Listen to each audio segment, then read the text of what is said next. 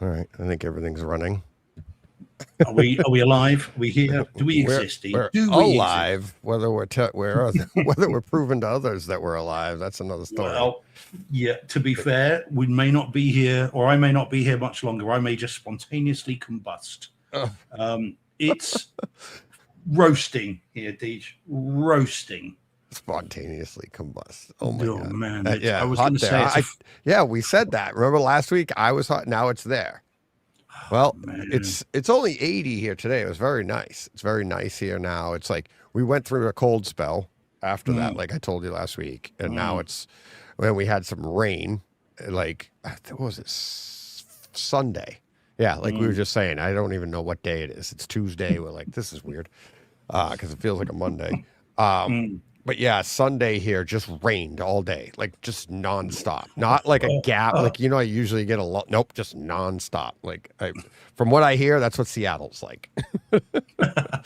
Don't tease me. Don't tease me with a good time, Deej. Don't tease me with a good time. I think the next time it rains, it's going to be like the ending of the Shawshank Redemption. I'm going to be like stood out in the rain, just like this. Yeah, getting covered. We had a record-breaking May temperature for the UK yesterday, 95 in Fahrenheit. I looked it up. 95 in May in the UK. Now, bearing in mind, all our houses are built to keep heat in. They're not built to keep heat out. Nobody has air conditioning. It is an that's the thing. Absolute furnace. Yeah, it's funny though, but wouldn't keeping heat in, wouldn't that is like keep the heat out as well? It's insulation. You just don't let it. I mean, when you have heat in it, you don't want it to leak out. So if heat's on the outside, you don't want it to leak in. But then the house bakes, but there's nowhere to breathe. You know what I mean? That's the thing. It's like this is the problem. So we don't have aircon. It's very, very rare to have domestic air conditioning in the UK. Very rare. And so we just the heat comes in, the heat gets trapped, and we slowly boil in the bag. To quote Good Morning Vietnam, it's hot, damn hot. Cook things in my shorts. A little bit of crotch potch cooking. It's that, that. Sorry, everybody. We're opening the show with that. It's boiling. I've got two fans on me at the moment. I've got a little, and I've got a big fan off to the left there. And, I'm still absolutely roasting. So if during this you see me doing this across my neck with my habitual Red Bull, that's because I'm trying to cool myself down. It is boiling. But the problem is it's a different kind of heat to the US. I mean, and Spain. Yeah. Look, I mean, I grew up in the summer in Spain. We will get 55 degree centigrade, 55 degree temperatures where the roads are melting. And it's fine. It's okay. It's manageable. It's all right because, again, the houses are built to keep heat out and they're it's fine.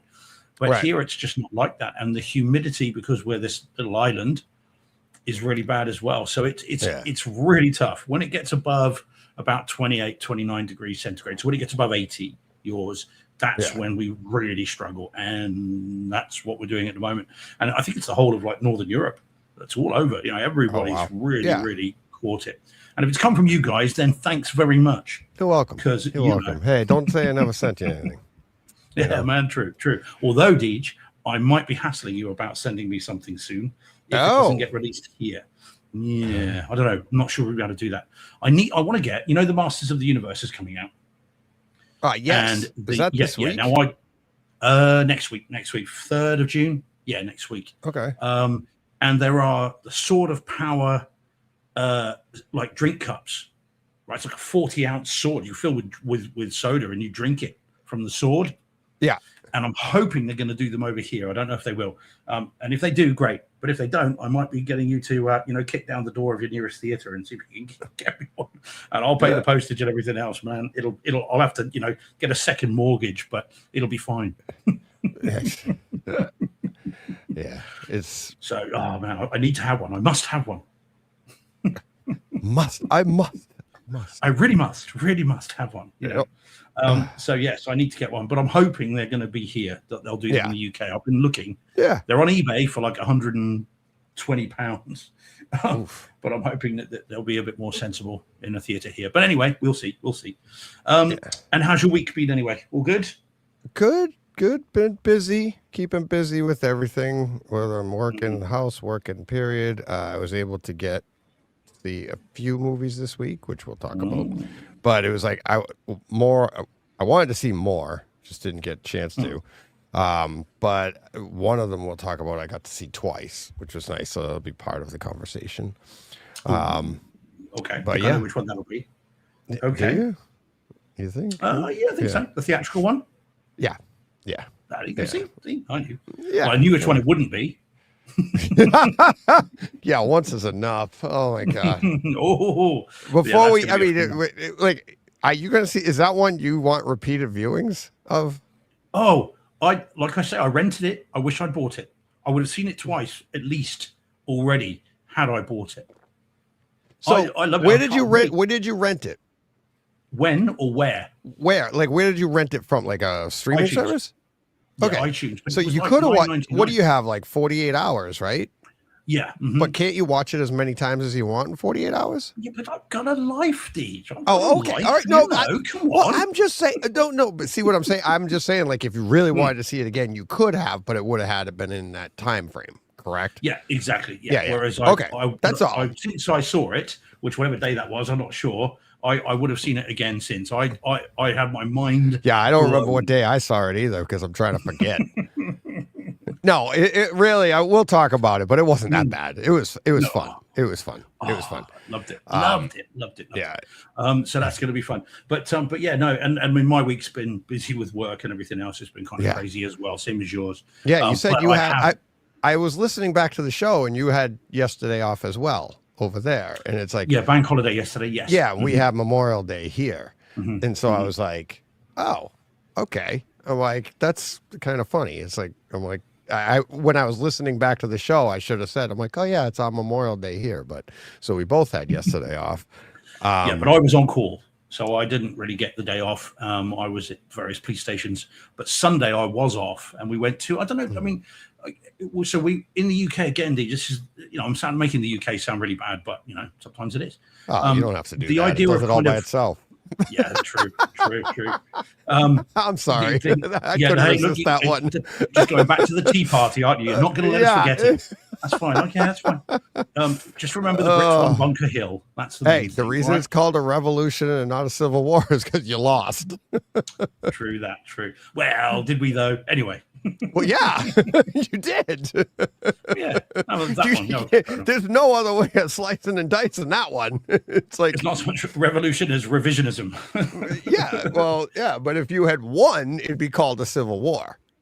Yeah, true. Because you wanted to keep it as one country, right? Mm-hmm. And the revolution was us separating. So we won, we got the separation. If you had won, it would have been called that, I don't know, whatever. The British Rebellion. Civil War or whatever. But is it that is kind of weird if you'd call it a civil war when it's fought on two different continents. Yeah, that would be weird, wouldn't it? Yeah, right? Yeah. But it technically would be because it was the same country, right? Yeah, it was colonialists. Yep, absolutely. Yeah. It was but we won Bunker Hill. That's what I learned in the summer of '98. Good for you. So that's all that really matters. That's right around here too. Yeah, it is. No, I know. I saw Bunker Hill. And you know what you learned from Bunker Hill? Piss us off. Oh man, I learned a lot that summer. Don't make us angry. Don't make us angry. But yeah, so on Sunday in the UK, wild swimming is frowned upon, right? They don't like people doing that because people get into a lot of trouble swimming in quarries and lakes and canals, that kind of thing. But there is one near here, which is like a lake and a beach and everything else. We went there Sunday, which was very, very pleasant, very nice. But there's not a lot of that in Mass, is there? Like swimming in lakes, that kind of thing. You mean in Massachusetts? Or yeah. Oh yeah, we do that here everywhere. Yeah. Mm-hmm. Oh yeah.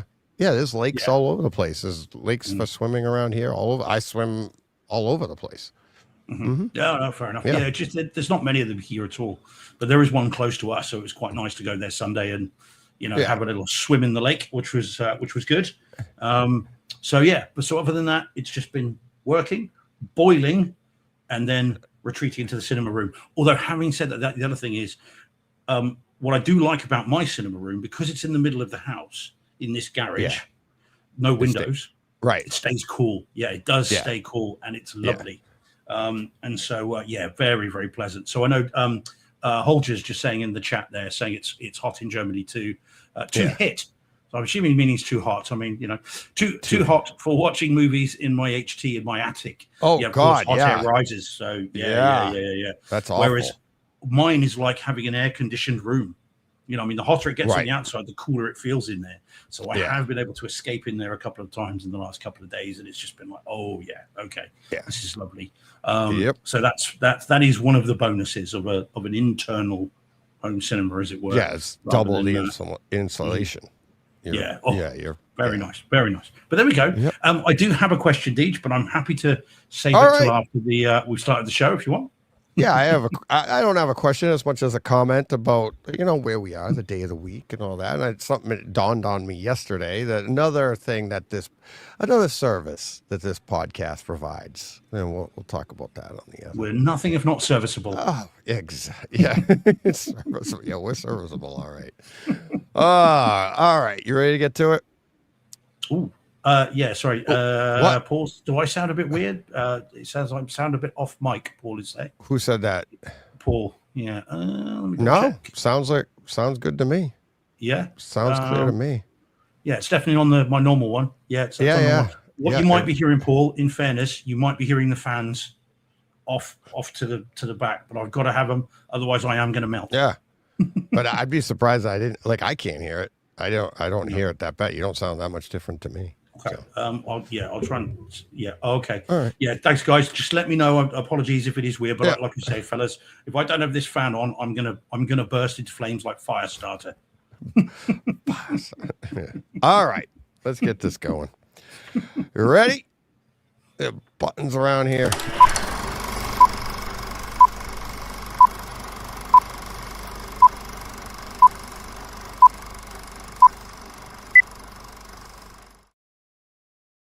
We are Brightside Theater.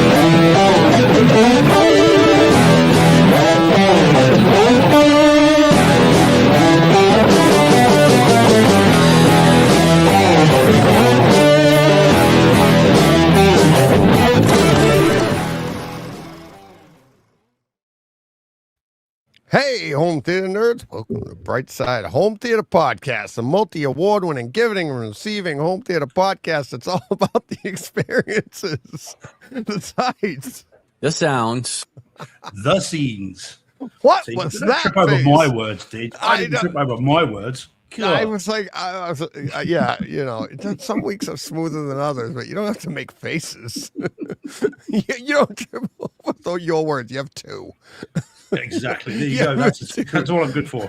You're like, the scenes. That's it. The The scene. Oh, If you trip over that, By the way, Deej, right? By the way, this is something I have noticed in the last few weeks, maybe months. You know, when way back when, and I said to you repeatedly, "Do your English accent. Let me hear you do your English accent." Every now and then, you do it, and you didn't want to Really? do it before, and you wouldn't do it. Yeah. You wouldn't do it. You're like, no, I'm not doing that. But every now and then, you do. It does creep in, and you repeat stuff back to me doing your English accent, which is fab. I think it's really, great. Fab. Yeah, you do. Yeah, it's There you fab. go. There you go. See. Fab. So That's good. not me doing it. That's one word. That's easy. Yeah, but you do. That's like Every now and then- aluminium. I'm not doing an accent. I'm just saying the word wrong. Oh yeah, but you do, yeah. Every now and then you quote it back, and then when I listen back to it, I think I've got to say to it. I keep forgetting. Yeah. So there we go. Oh, that goes back to the original, the first time you were on the show. You asked Mm-hmm. me to do it. I said, no, no way. No way. You're the man that does the accent. So Um, let me, Right. before we get to that, the service I thought of yesterday, the other service that Brightside Home Theater Podcast provides. Thinking about yesterday, how it was Monday, you get the day off and it screws the day of the week up because now you go to work today and you're like, oh, it feels like a Monday, blah, blah, blah. And I'm like, it made me think of Mondays. Everybody knows Mondays it's Monday. First day back to work. It's, for the general population, it's like Monday's back to work. Wednesdays, hump day, halfway through the week. It's awesome, right? Thursdays is the first night you get. Thursdays, like it really is the beginning of the weekend. That's how everybody looks at it. Like Thursday night's great. Fridays, it is the weekend. Here we go. Saturdays, it's weekend time.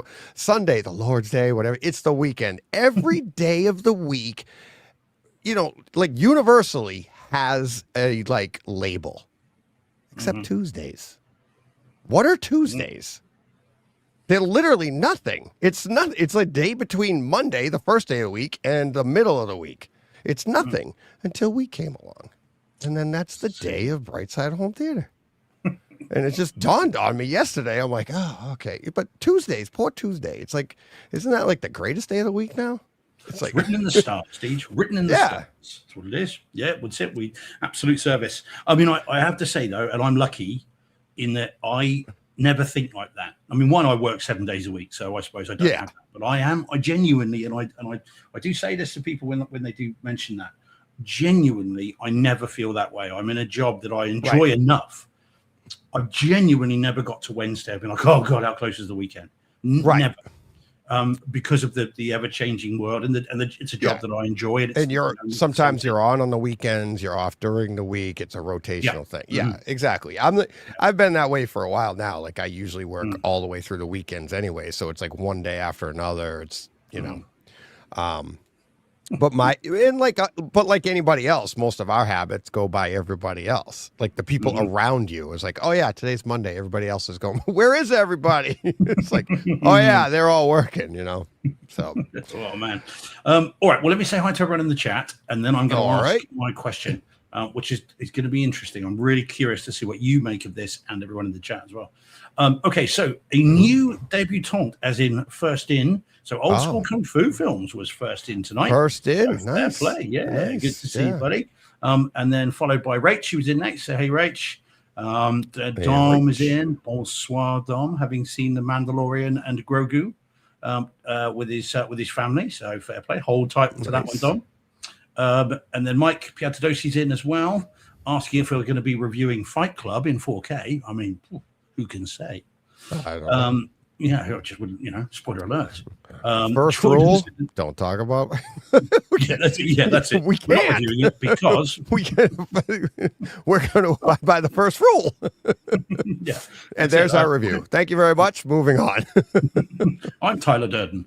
Yeah. Okay, so hey, Jordan's here. Hey, Jordan. Also saw Mandalorian. Beth's in. Hey, Beth. Good to see you. Beth, what's up? Yeah, so Beth's in. How you doing? How you doing? And we've got the one that we can't ever seem to pronounce. Which one's that? I just went to look at another folder. Hang on a second. Yeah. You've got me all screwed up. Yeah. Get on with that one. Yeah. Where's it? Oh, just give me what you said. Exactly. God bless you. Yeah. That's it. Oh yeah. Although fair play to him or her. Says rainy days are the best for home theater. Oh yeah, absolutely. Yeah. Or snow days. Snow days as well. Excessive heat, rain. Oh yes. All that stuff, all that extreme weather. Yeah. But just not tornadoes, power outages. That kind of inhibits the whole thing. Mm-hmm. Or tornadoes, which tend to rearrange your home theater, but the surround sounds good. Holger's in as well. Hey, Holger. And Paul's in saying, sorry, I'm late. Well, Paul, this just won't do. And Bill McAllister's we'll start over. Yeah, it's and action. So Captain AC3's in saying, did I miss anything? No. And then Johnny Speaker saying, happy Tuesday, friends. So, hey, Johnny. So, yeah, gang's all here. Yeah. Nice people in. And again, if you're here for your first time, or if you have been here loads and you've never really said hello, please feel free to. It's always nice to say hi. Okay, can I ask my question then, Deej? You just did. Excellent. There we go. May I ask my question, please, Deej? Yes, you can. Yes, you may. Yes, you may. Yes, you may. Yes, you may. All right. So, okay. Now, I don't know if you've seen the internet today, but if you had, okay. Well, if you had, there is a thing on about Russell Crowe. It's everywhere today. Everywhere. Oh, okay. Okay. So I have not seen this. He was in Paris, and he was in a hotel, and he exited the hotel to find a throng of what appeared to be professional autograph hunters. That's what they look like. They're always armed with 50 copies of, photos and that stuff. And so Russell Crowe, in fairness to him, said, look, guys, don't rush me. Everybody stay where you are. I will come to you. And the first person that acts like I won't use the word he did, like an idiot, and I'm going. Okay. Yep. So he just set the rules. He said, right, everyone heard that? Everybody listening? Fine. And the reason he did it is because he wanted people to get in and out of the hotel and, in the entrance and obviously. Yeah, he doesn't want to be a distraction and, exactly. a safety issue and all of that. Yep. Absolutely. Got it. And TMZ had a right go at him about that and said, shows the fans aren't number one priority, which I thought was very mean and unnecessary. But they aren't. They come second to public safety. Come on. Well, personal safety as well, I'm sure. Yeah, but I mean, now you're in third. So they aren't the first priority. So, and Russell Crowe actually responded to that in a very sensible way too. But anyway, so that got me thinking. So these are clearly professional autograph hunters, and it feeds into, of course, last week when you got your personalized jersey, didn't you? Very cool. So here's my question. You see the sleeve of it hanging right there. Oh, yeah, cool. Yeah, there it is. Very cool. Yep. So, right. So the question is this then. So assume there's no suggestion in this particular scenario that the autograph is fake. Okay. Mm-hmm. But would you buy, or do you see the merit in buying something that has been autographed? So just a signature, no personalization. Do you see the merit in doing that? Again, assuming that it's real or not. Because these professional autograph hunters, they sign these things and stick them on eBay, and people then buy them. And my personal view is, I can't understand why you'd want something that somebody else got signed, that is not personalized in any way. It has no value that I can understand. I mean, to me, an autograph should be the start of an anecdote, should be the start of a story. I met them. And they signed this, and they were either great or they were an a-hole, or you know what I mean, or whatever. That, to me, that's what it should be. And of course, yours comes with that story, doesn't it? Because of you met in this. Correct, and that's exactly what I said. So to be clear, like just to give you a quick answer, kind of, I think, but even on this, when I said to Paul, I said, hey, I know you're doing that thing in May. We came up with this like a month or so, or 2 months ago, and I was like, I'd love to get an autograph. I go, but I don't just want a name, because I want it personalized. This is, and Paul knows that. I go second to hockey, or 1A and 1B is hockey and home theater.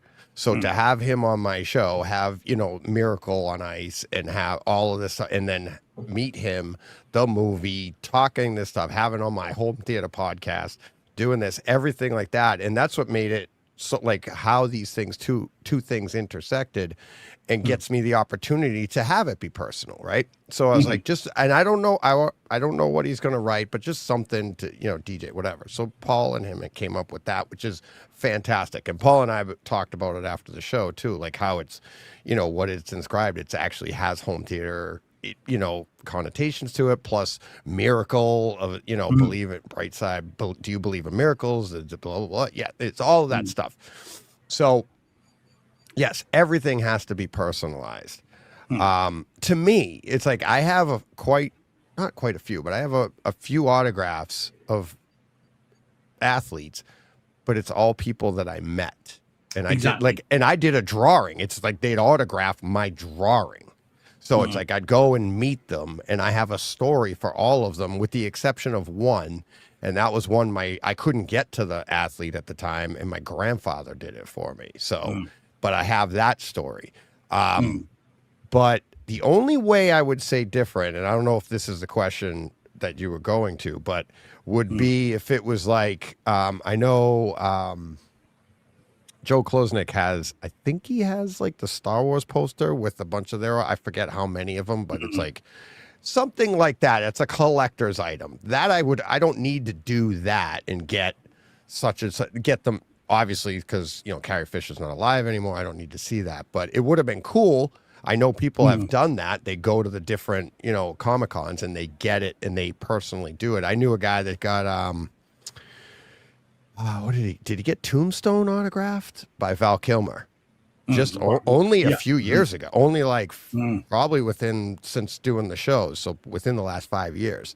And I was at that show. It was in Connecticut. And there's a huge line for Val Kilmer, and he was pretty bad off at the time, but Mm. he went in, met him and everything. And the guy was like, you know, he's awesome to sign it. But yeah, it's like, I really do like, I don't want to just buy it for the sake of buying an autograph. Mm. And a lot of times when I meet people, I don't even want the autograph. I have the story.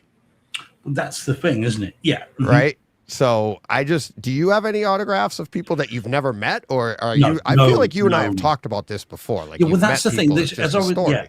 As I was thinking about this earlier, I did wonder if we had discussed it before. I wasn't sure if we had, but yeah, I would never dream of buying anything really online that had been autographed by somebody else. Someone had got the autograph from someone else, because it doesn't mean anything. It's like, it's just impersonal. It just doesn't feel kind of with it. I mean, I've got Brad Pitt's autograph from when we met him at the Beowulf premiere, because he signed one of the boards, which was very cool. And I've got that framed, actually. I had it in the old cinema room, but it's up in the attic now. I mean, I've got my copy of The Descent signed by Neil Marshall. Again, I met him at the con and had him sign it. And Craig Conway was there. Same with, I've got one of the people from the Hostel movies signed in my Blu-ray of the Hostel. And again, it's like the interaction, the meeting them. Yeah. The autograph is the start of the story, start of the anecdote. I got this signed when, not I went on eBay and I clicked on this and I got a Gladiator thing that's signed by Russell Crowe. It's like, well, yeah, and you know, just felt so impersonal. Right. I can't really get my head around it. And I spoke to a couple of people earlier this evening. We were just talking, and funny enough, one older, one younger. And the older person that I spoke to said, yeah, I wouldn't want that either. I don't understand why you'd want a signature when there's no anecdote that goes with it. Right. Although the younger person was like, well, I'd quite like this, and I'd like that, and I'd like this. So, you know, it's not just, it's not all of us. It is a collector's item type thing. Like I said, like a movie poster, and where it comes in, it's not necessarily something I would buy for myself, but it's something they make great gifts. Right. Somebody wants to do that. I have one autograph. I have an autographed picture of Bruce Springsteen that my sister got me one year for Christmas, and she was like near tears because she bought it online and it showed up and it was just a copy. Oh, like it wasn't even like the picture. It was a copy of the picture of the autograph picture. Right. So it's like, and she felt awful, but there you go. Now I have a story to go with that my sister, you know, and I felt awful for her, and she still gave it to me, and she paid decent money for it, but it was literally like, and it's like not even false advertising. It's just an autographed picture. You're not wrong. It is, but it's just not real. And it's like whatever it was. But so, you know, it's more about like, I can't say I don't understand it, because there are certain things, like I said, that poster example, like I don't need to meet Mark Hamill and you know, Harrison Ford and Carrie Fisher to have that, or even like a Spielberg or Lucas. Be like, if somebody gave me that poster of like E.T. and Spielberg signed it, you know, I'd be like, okay, that'd be awesome. I'd be hanging in my room, or, you know, James Cameron and it's, you know, T2. I'd be like, that would be incredible. The one Joe and I are talking about right now is you can send, when the Project Hail Mary comes out, it already is like, you could send a copy of the novel to him, and he'll order what was the author's name? Oh, I'm not sure. Yeah, I'm not sure. It's like I say Rocky signs it, you know. Yeah, it's like, so, but you could, if you ship it to him, he'll sign them. So what we want to do is I'm going to ship a copy, 2 novels and 2 copies of the 4K Blu-ray, have him sign all of it, and our copies of The Martian, because he wrote that as well. But The Martian, we have Neil deGrasse Tyson signed, remember? And I gave one away on the show, because we went and saw Neil deGrasse Tyson and brought a copy of The Martian. I brought 4 copies of it, and he signed them for us, because you meet him after the show. Yeah, so that was cool. Again, there's a story with it, isn't there? Yeah. Please tell me you're going to have the author day. Dear DJ, fist by bump. Signed. How many people probably ask for that? You know? Rocky Fix. Yeah, Signed. Rocky Fix. Yep. But well, so the other thing one other good story. One thing I've just remembered now. I've got an HD DVD box set. It's the only one I still got of any HD DVDs of Hero Season 1, and I met Greg Grunberg at one of these cons, and I was chatting to him and it was in the middle of the writer's strike, And I said to him then, he was really friendly. He was lovely. We were having a little chat. And I said to him, well, is the fact that you're here meaning that you're not then in season 2? Like, what's happened? Like, why is that? And he was saying, no, it's the writer's strike. That's why I'm not in it. And he signed it to Steve. See you in season 2, Greg Grunberg. Oh, nice. Which I thought was a cool little thing. Awesome. Yeah, so I've still got that. That's up in the attic again, but that was quite a cool little thing that he did. He's a really nice guy. Really nice chap. So yeah, but I like I said, I think it should go with an anecdote. It shouldn't be just I went on eBay. So what Jordan's saying here, he's got a friend of mine, he says has got a copy of Die Hard signed by Bruce Willis. That's awesome. Now, if you met Bruce Willis and you got that signed, I mean, that's an anecdote all day long. I mean, that's a showstopper.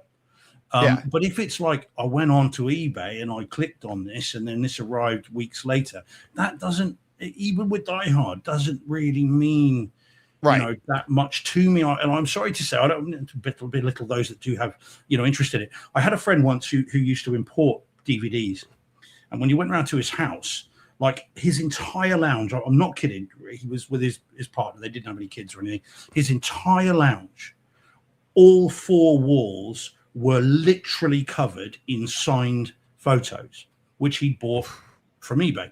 Just it's a collector's no connection thing. to it. Just there it all is, and it just felt so hollow to me.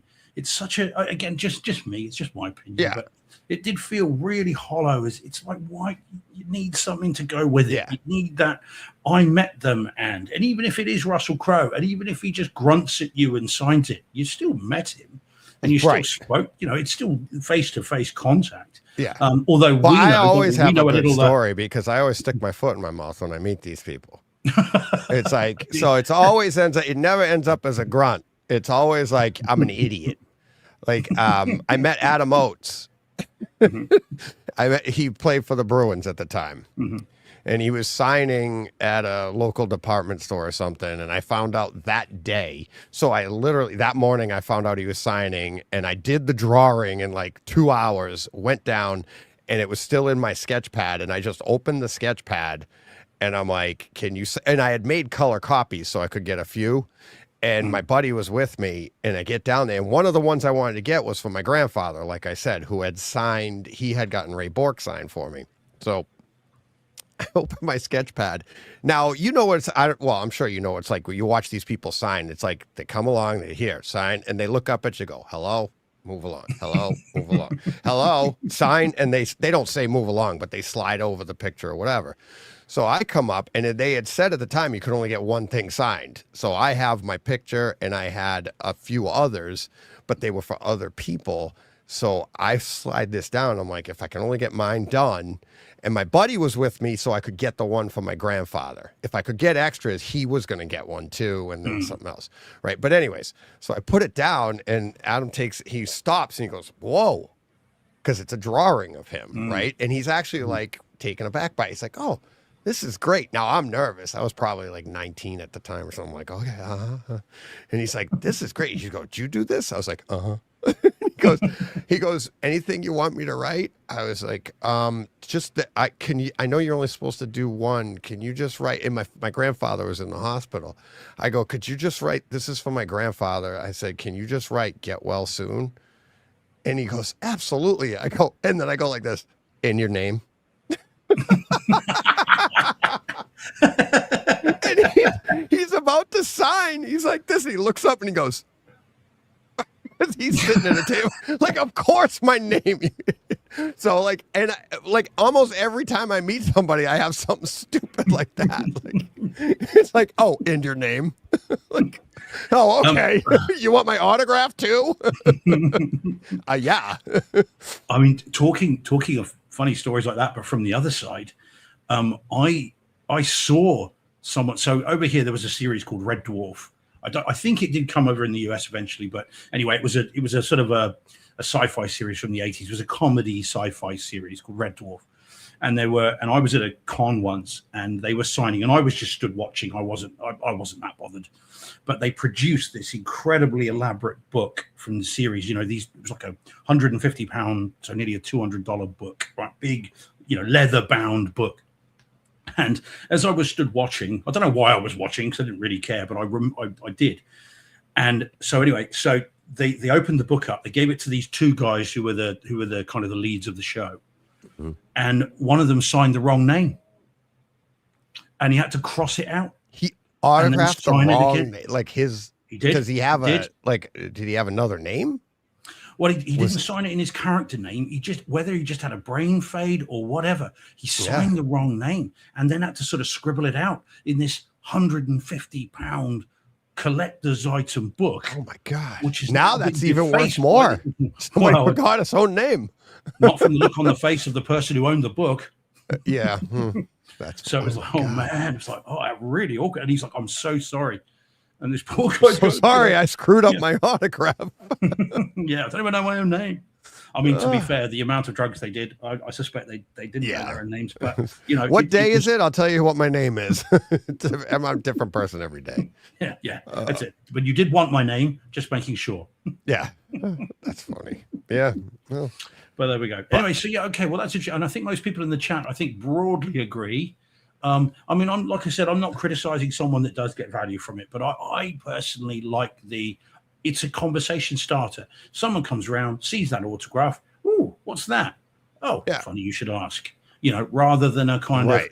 yeah, clicked on eBay, didn't I? Yeah, arrived in the post next day, didn't it? yeah. Okay, moving on. I was up late one night, so shopping, and I found an autograph picture, and it's like, oh, you didn't meet him? No.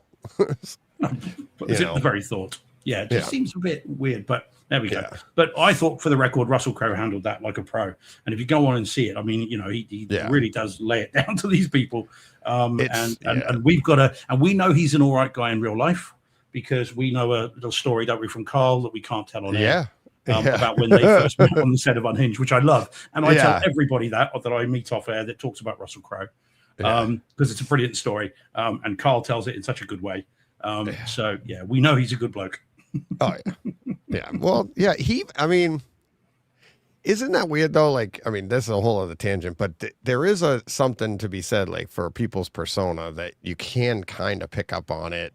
And it's not through their acting, of course. It's through like other stuff, and it's like, but even that is all. It's how they cultivate it, right? But I mean, if they can only show you certain sides, but you know, especially this day and age, if you're a dink, it's going to leak out. It's going to, you know, okay, you're Well, going to find everyone's out got a about it. camera. Everyone's got Yeah. a phone. It's not like the Yeah. old days where you had to have a Yeah. a big camcorder on your shoulder. You know, Right. and everybody's got a 4K, multiple bit recording device in their pocket at any Yeah. moment.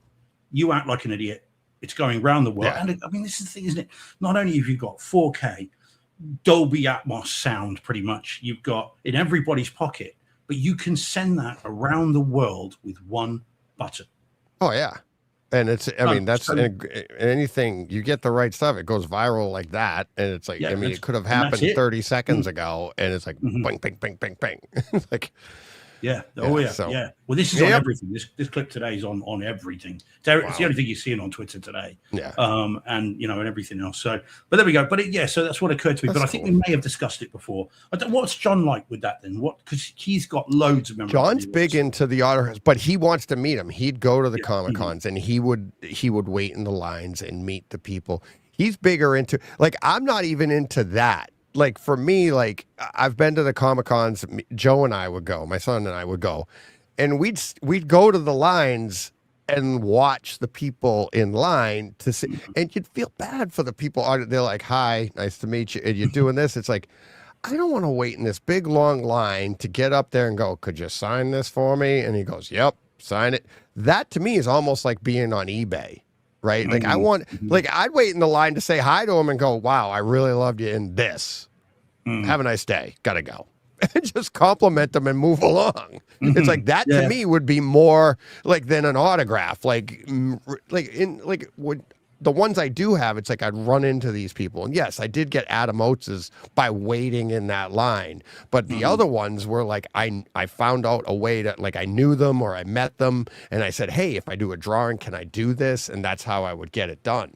But it was like, yeah, it was just, I just feel bad, especially at those Comic Cons. They sit there for hours and hours. Yeah, and just it's very sign. fun.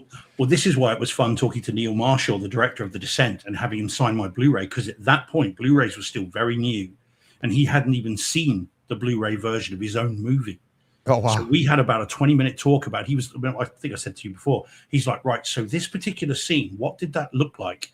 And did you notice anything in that? And were there any changes to the shot? What was the color quality like? And we were chatting, the transfer for 20 odd minutes. It was great. He was fascinated by it. It was all still very, very new to him. So yeah, and it was an American Blu-ray that I had. So of course we were in England. He hadn't seen it. Oh wow. But that was fun. That was cool. Talking to a director about it was, the director of that movie who still hadn't seen that transfer was all kinds of fun. You had something he didn't. All righty. Okay. All right. That was a good one. Oh, I like that. That was fun. Yeah, that was a fun one. I like the questions. I like the questions. All right. Are you ready to get to the our show title? We'll get to right up front, kind of. Oh, yeah. Here we go. Yeah, well, go on. So, all right, here we go. Well, I'll let you saw it before I did, so I'll let you. I've seen it twice. You've only seen it the one time? Yeah, only once in cinemas. Yeah, I'll see a copy. That's enough for you. For now. Yeah, here we go. Okay, so as you might have guessed from that giant standee that I took a photo of when I walked into the foyer. So last Friday, the very first showing at this Odeon Lux IMAX theater, 9:30 in the morning. I took the day off, and I went along to check this out. And this was the only showing all weekend that actually had seats. The rest of them were sold out. All the IMAX showings, the early morning ones, sold out. So I went in and saw this, and it was the same theater I saw Mortal Kombat 2 in. So of course, everything that applied when I talked about the experience applies on this. So good to know, because this was a bit more busy than the Mortal Kombat 2 one. That didn't detract from the experience. Looked great, sounded great. IMAX, yay! So that's good news. I had a flashback during this. Very interesting, and you think, "Oh, look, that's an even bigger stand." Look at this. That's where I saw. That's not at the IMAX. Big. I saw it. Like I took this. It's in the Millbury one, Showcase X Plus. Okay, I saw it there first on Friday afternoon after work, and then I also saw it yesterday at a nice. What is it, the Cineplex or whatever? I forget. Is this the hour one from you? The one that's it's actually a different one. This is an actual IMAX. The one that I went to before wasn't actual. This is an actual IMAX theater. So this one here, and let me see, I do have some pictures from it. Let me drop them in here. It's let's see, there's that one. This is what it looks like on the inside, but this has just got the regular chairs, but it had the real like IMAX screen. It had the real. Let me see if I hit. So if you see it from here, they still cleaning it from that's the cleaning. That was actually after. This is while I was sitting there waiting for it to start, and those people are like pretty close to me. The screen is further away from where they are. But where's the outside the theater? It's the Cinemark. There you go. So this is what it looks like. This is what it looks like on the outside. It's just a Cinemark IMAX XD. The one I'd seen before was at a different location, but they only had the XD. All right. So this one was the real IMAX, the screen and all that. What's that? Whoa, brown. Yeah, exactly. I know. Not very impressive on the outside.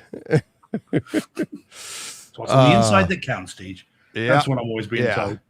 But okay. Yeah. So go ahead. We could talk about the experiences from there. Man. So I had a flashback in the best way, right at the beginning, pretty much. So I've told the story before. Empire Strikes Back was the first Star Wars film I saw in theaters because I was too young to see Star Wars. But and on the way I remember this is on the very last night of it being shown in New Zealand, my parents drove me from Hamilton, where we live, to Auckland, which was 60 miles, which is a long way in New Zealand. All the way, final night to see Empire Strikes Back on, and again, bearing in mind I would have been 6, 7, The way I remember it is the screen was massive. It was a huge old school cinema. And I remember being blown away. One of the only thing I can clearly remember from the entirety of Empire Strikes Back at that age were the walkers. Yeah. And I remember looking up and this huge screen and seeing these walkers, and my world was rocked. It was just like, wow. And so early on in this film, on an IMAX screen, a shot comes out of nowhere. I mean, this is not a spoiler really because it's in the trailer. Yeah. There is a very quick shot that comes out of nowhere, low down, looking up at the walkers on a huge IMAX screen. And I had a clear as day flashback to all those years ago. Suddenly, I was 7 years old again in this screen, looking up at this giant walker, and my mind was blown. That could have ended there. This was, 5 minutes in? The movie could have ended there, and I'd have told you I loved it. And that would have been fine. That would have been all right with me. That sense of nostalgia came out of nowhere. It was amazing. And as quickly as it came, it went. But it was so cool. But I think that's Favreau and Filoni. It's not an accident. I sure think it's not. You're not the only person to have felt. That's why they did that shot, because now, like I said, I've seen it twice, and it didn't take the second viewing to notice some of these things. But I can't tell you what they are off the top of my head right now. But when you watch this movie, there are so many, like your point right there, shots, but there are so many sounds that I think are literally ripped from like episode 4 and Empire Strikes Back. There are sounds that are going to hit those nostalgic notes that if you don't have that nostalgia, it's just another sound in the movie. And it's almost, they're like Easter eggs, right? Like you'll hear it and you'll go, what the, and be like, and it gives you that feel from when you were a kid, and you almost can't even explain it to anybody sitting with you or around you. You couldn't go, did you? Because it's too late. You just heard it and you got the chill, and you can't. And when we get at home, you'll be like, you can back it up and go, that right there, I remember that when I was a kid. It's like whatever that sound was. And I feel like the movie was like filled with that. And you, it was that one, and especially early on. That's a great way to start off the movie. And that gets to like what we've been saying about trailers, how the trailers put you in a bad mood. You do something like that early in the movie, the rest of the movie to you is gravy. You're just like, this is the best movie ever, because you're just filled with that nostalgia that you're like, any flaws in a movie after that is so forgiven. You're just like, I'm a kid again. Thank you very much. It was great. I mean, it's not just sounds that have echoes and shots. There's also some movement. So there, and again, I'll dance around it a little bit, but there is a fight in an arena where some of the creatures move and do moves that we've seen before. Yes. And actually very clearly. And so it's one creature that you've seen before doing a move to another creature that we've seen before many, many times. And that was, I was grinning like an idiot looking at that. I'm like, I know what that's from. Yeah. And it was great. So, I mean, there are, it's definitely filled with that. And I mean, overall, I did really enjoy it. I wouldn't say I loved it. It's not, again, people have been saying in the chat a bit earlier, it's not classic Star Wars. It's not going to be, this is not going to, for me, it felt to me like binge watching season 4 of the show, because it's really episodic, like very episodic. I mean, it's like split into 6 chunks, like this was going to be a series. And it did feel you can that feel way it. to me. You feel that you like the fade to black comes back, and you're like, well, there's an episode, and it almost felt like, all right, let's do a little bit of the negativity before we get back to the home theater experience and all the goodies and the good stuff. Get back to that. But one thing I would say, and why I feel like that they made this into a feature presentation instead of a season, is because think of this as a season, it would be horrible, because all those cuts, there was no cliffhanger. right? Like when you watch a season, you can't wait for the next week. They leave you at something and you go, oh my God. In all of those edits where you felt like, well, there's the end of an episode, you're like, I don't even care about the next season because it's not a cut. You know, it just nothing nothing in this movie was so like you were not hinged on anything. Right? You weren't hanging by a thread on anything in this movie. So you knew not that you knew the ending, but the story was almost inconsequential. You're like, okay, here's a story. He's going on a mission. That's it. Yeah. It's really, you know what I mean? And it's like, but here's the thing. That's how I felt about the entire movie. And I was petrified that I was going to read all these reviews of how horrible it was because people were going to get into the nitty gritty on how the story stunk or the story did this. But I'm happy to hear there are people saying stuff like that. I haven't read it, but I know there are some negative. I don't know what it is. I'm imagining that's it. But mostly it's awesome reviews. Like people like, it's just so much fun. And that's what it is. And that's why it's packed. It's for the family. It's not for younger kids. That's for sure. Especially in the opening scene. It's like, you know, where Lucas was so upset about Han shooting first. It's like the opening scene of this. It's just literally just somebody gets murdered. It's like, it's not a spoiler. It's at the beginning of the movie, but you're like, just bang. And you're like, that ain't good for younger viewers. And I think that's where you get your, what is it? PG-13? Yeah. It says on the poster. Yeah, it says, bottom left. Yeah. And that's where you get it. It's pretty violent. There's some gore in it for, space gore, if you will. And some scary stuff for younger viewers. But for the most part, it's just fun, a family fun, you know? It is. But I think you've used the right word, inconsequential. I think that's exactly what this is. Because we're so familiar with the structure of seasons 1, 2, and 3, both the episode structure, each one tends to be the same. A friend of mine who always he checked out of the Mandalorian series a long time ago. He said every episode, every one, it's Mando, go and get this. Okay, I'll go and do that, and then you'll fight something, and then it's all fine at the end, and then it's see you next week. And so, and he was right about that. And the series is like that. And I think because we're familiar with the structure of the episodes and the overarching of the series, this feels exactly like that. It literally, the beginning, Mando, go and get this Imperial thing. Mando, go and find the hut. Mando, go and do, and it really does feel like everyone's an episode. And also within that 20-minute, 25-minute chunk, and you made it clearer having seen it twice, D, so you'd be probably clearer with it than I would. But it literally felt like, and this is what I mean by episodic, it's like in each 20, 25 minutes of this 2-hour and a bit movie, it was go do this. He goes and does it, resolves it, and then there's the next setup, and then it goes again and again and again and again. Yeah. And it's like it's literally set it up, pay it off. Rather than a movie where you've got 3 acts. Right. It just felt like 6 acts, and it was all resolved, each time. So it did feel like they had got these 6-episode scripts. And I know Favreau and Filoni planned this as season 4. They've said that. A decision was made. They've been quite coy as to by whom, but a decision was made. Let's make this a movie and not a series. I don't think it was by them, by the way, because they have been quite coy about that, but also quite clear about that bit. And I get the impression, exactly as you say, I think they've just removed the last page of each of those scripts, the cliffhanger page, and then just pushed them all together and gone, there's our movie.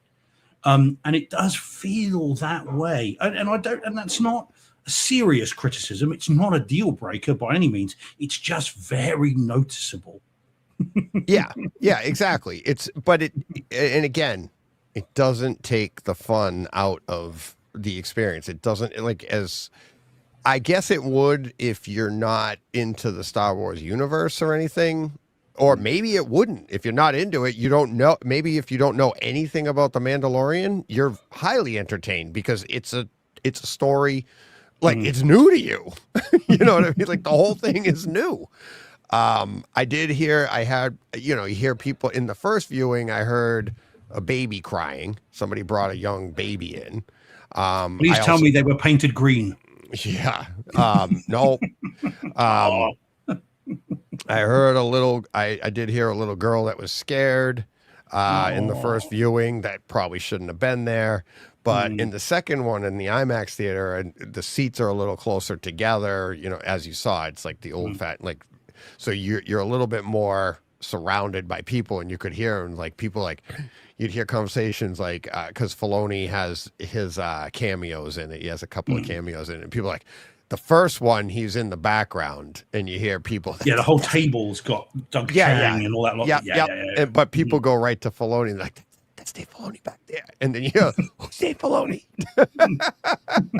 And then the later one, they're like, that's Dave Filoni right there. You know what I mean? So like in the first one, like you said, it's like he's at a table, and they're like, who is that? And then the second one, it was like, it's clear as day because he's the only one on the screen. And it's like, it's a close up, and it's like, that's him. And they're like, okay, great, that's him. Who's that? I'll take your word for it. Narrow down which one you're talking to. What does that matter? Because people aren't, you know, they're not Star Wars fans, you know, so they don't know who these people are. But it's like funny hearing those little things. But you could hear people whispering about like scenes, like you were saying, and stuff like that. Like, where's Skywalker? Where's Vader gone? Yeah. Well, there was an R. You don't know. The funny thing is, you don't know if it's an R2 sighting or if it's just another mech droid that's the same color scheme. But there is an R2 sighting or an R2 like sighting, you know. So, but and again, but that's those feels. You're like, is that R2? I want it to be, you know. Rachel says in the chat there, saying about, do you think it's worth watching without viewing the series? I mean, I don't know. What do you think, Deej? What do you reckon about that? I think it's entertaining. Yeah, if you haven't seen the series, it's not like, like think of stuff from the series that you need.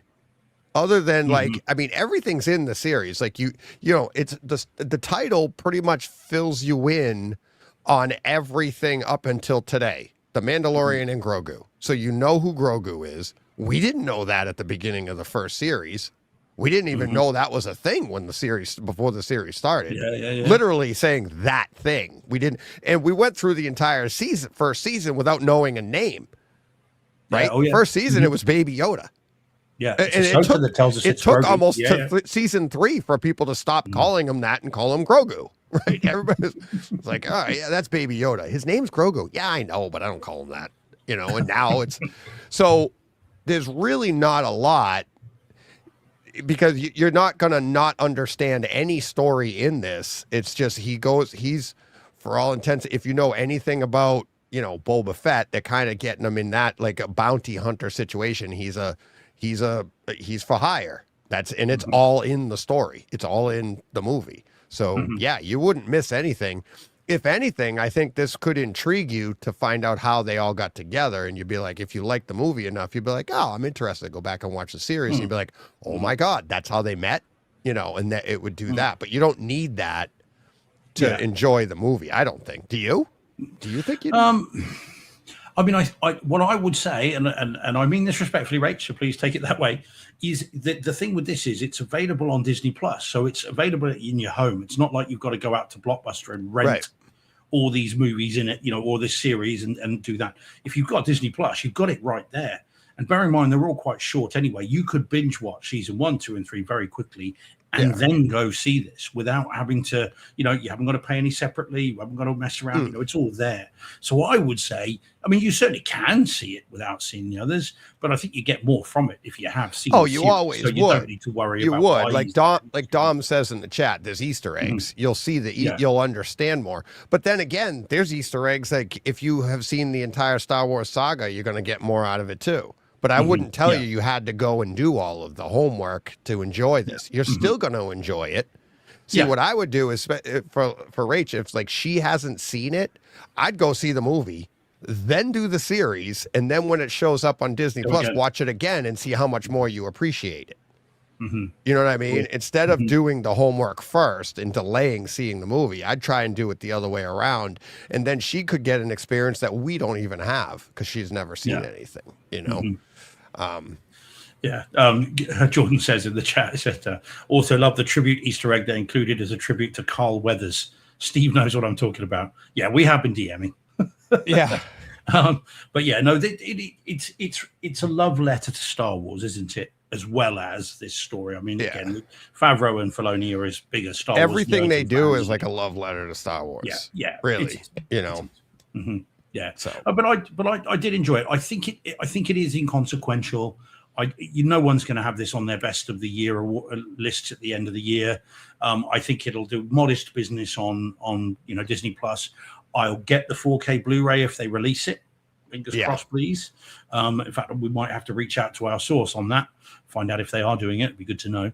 But I'm sure I wouldn't be surprised if they are, because all their other feature presentations have gone to Blu-ray. Like all the Star Wars, all the movies, and we're talking Disney here. So all of the movies, all the Marvel movies, all of that, anything that's been a feature presentation has received a physical release, right? So now, to me, it's what do we get in that physical release, and this is where I think that the only place you're gonna get to see the IMAX version with the variable aspect ratios is going to be on Disney Plus, and then the physical release will be in the standard 2.4, 2.35, or whatever. Yeah. And I saw it both ways. I really did enjoy. I enjoyed the IMAX variable aspect ratios. I mean, it was a much better experience because, like, when they went into space and stuff, and the screen just gets it, you're like, wow! It's like, there you go. Great. That look, it did make that much of a difference. And it wasn't even. I don't even know if it was 2.35. Do you know what 2.40? I think it was even narrower. Yeah, I think it was not narrower. I mean. Yeah, I think it was 2.35 where I saw it, and then into the IMAX ratio. But it shifts so seamlessly with these seemingly with the newer IMAX things. You forget about it very quickly, and you're just sucked into it. And before you know it, you've just been watching an entire IMAX sequence, and out you come. So it's actually very cleverly layered in with the newer ones. Whereas in the past, you've got the grey bars, so of course it was grey, so you had a reminder every time. Those of us that were home cinema fans, you knew when it was changing, because you're like, oh, here comes the grey, oh, it's gone, here it comes again. But now they're so good, these projectors, that they just flip between that, and it's almost subliminal. Not always, but once you're into the movie, it seems to be. I think what they're doing is, where we're getting the advantages, the brighter they're getting more powerful projectors, so you're getting brighter brights. I don't think it's any more blacker than it was before. It's just they're now able, because when I'm seeing these, it's like it's still not jet black like you get at home on your TV, but the brights are really bright. Like when you see like a nice explosion or something like that, and there are bars, you're like, wow, it's so bright. But then if you take your concentration and look at that black level, it's not as deep. It's not jet black. But it just appears to be, because everything else is so much brighter. By contrast, and that's literally your contrast ratio.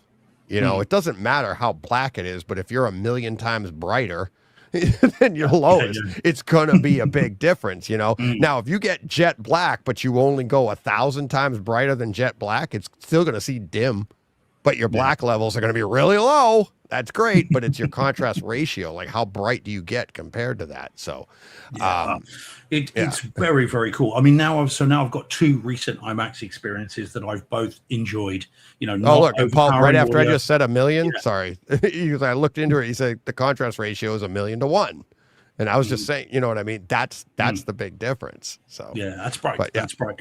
But so I'm glad to say that's two IMAX movies on the bounce without overpowering audio, with great sound, video, lovely. Other thing, did you get an IMAX?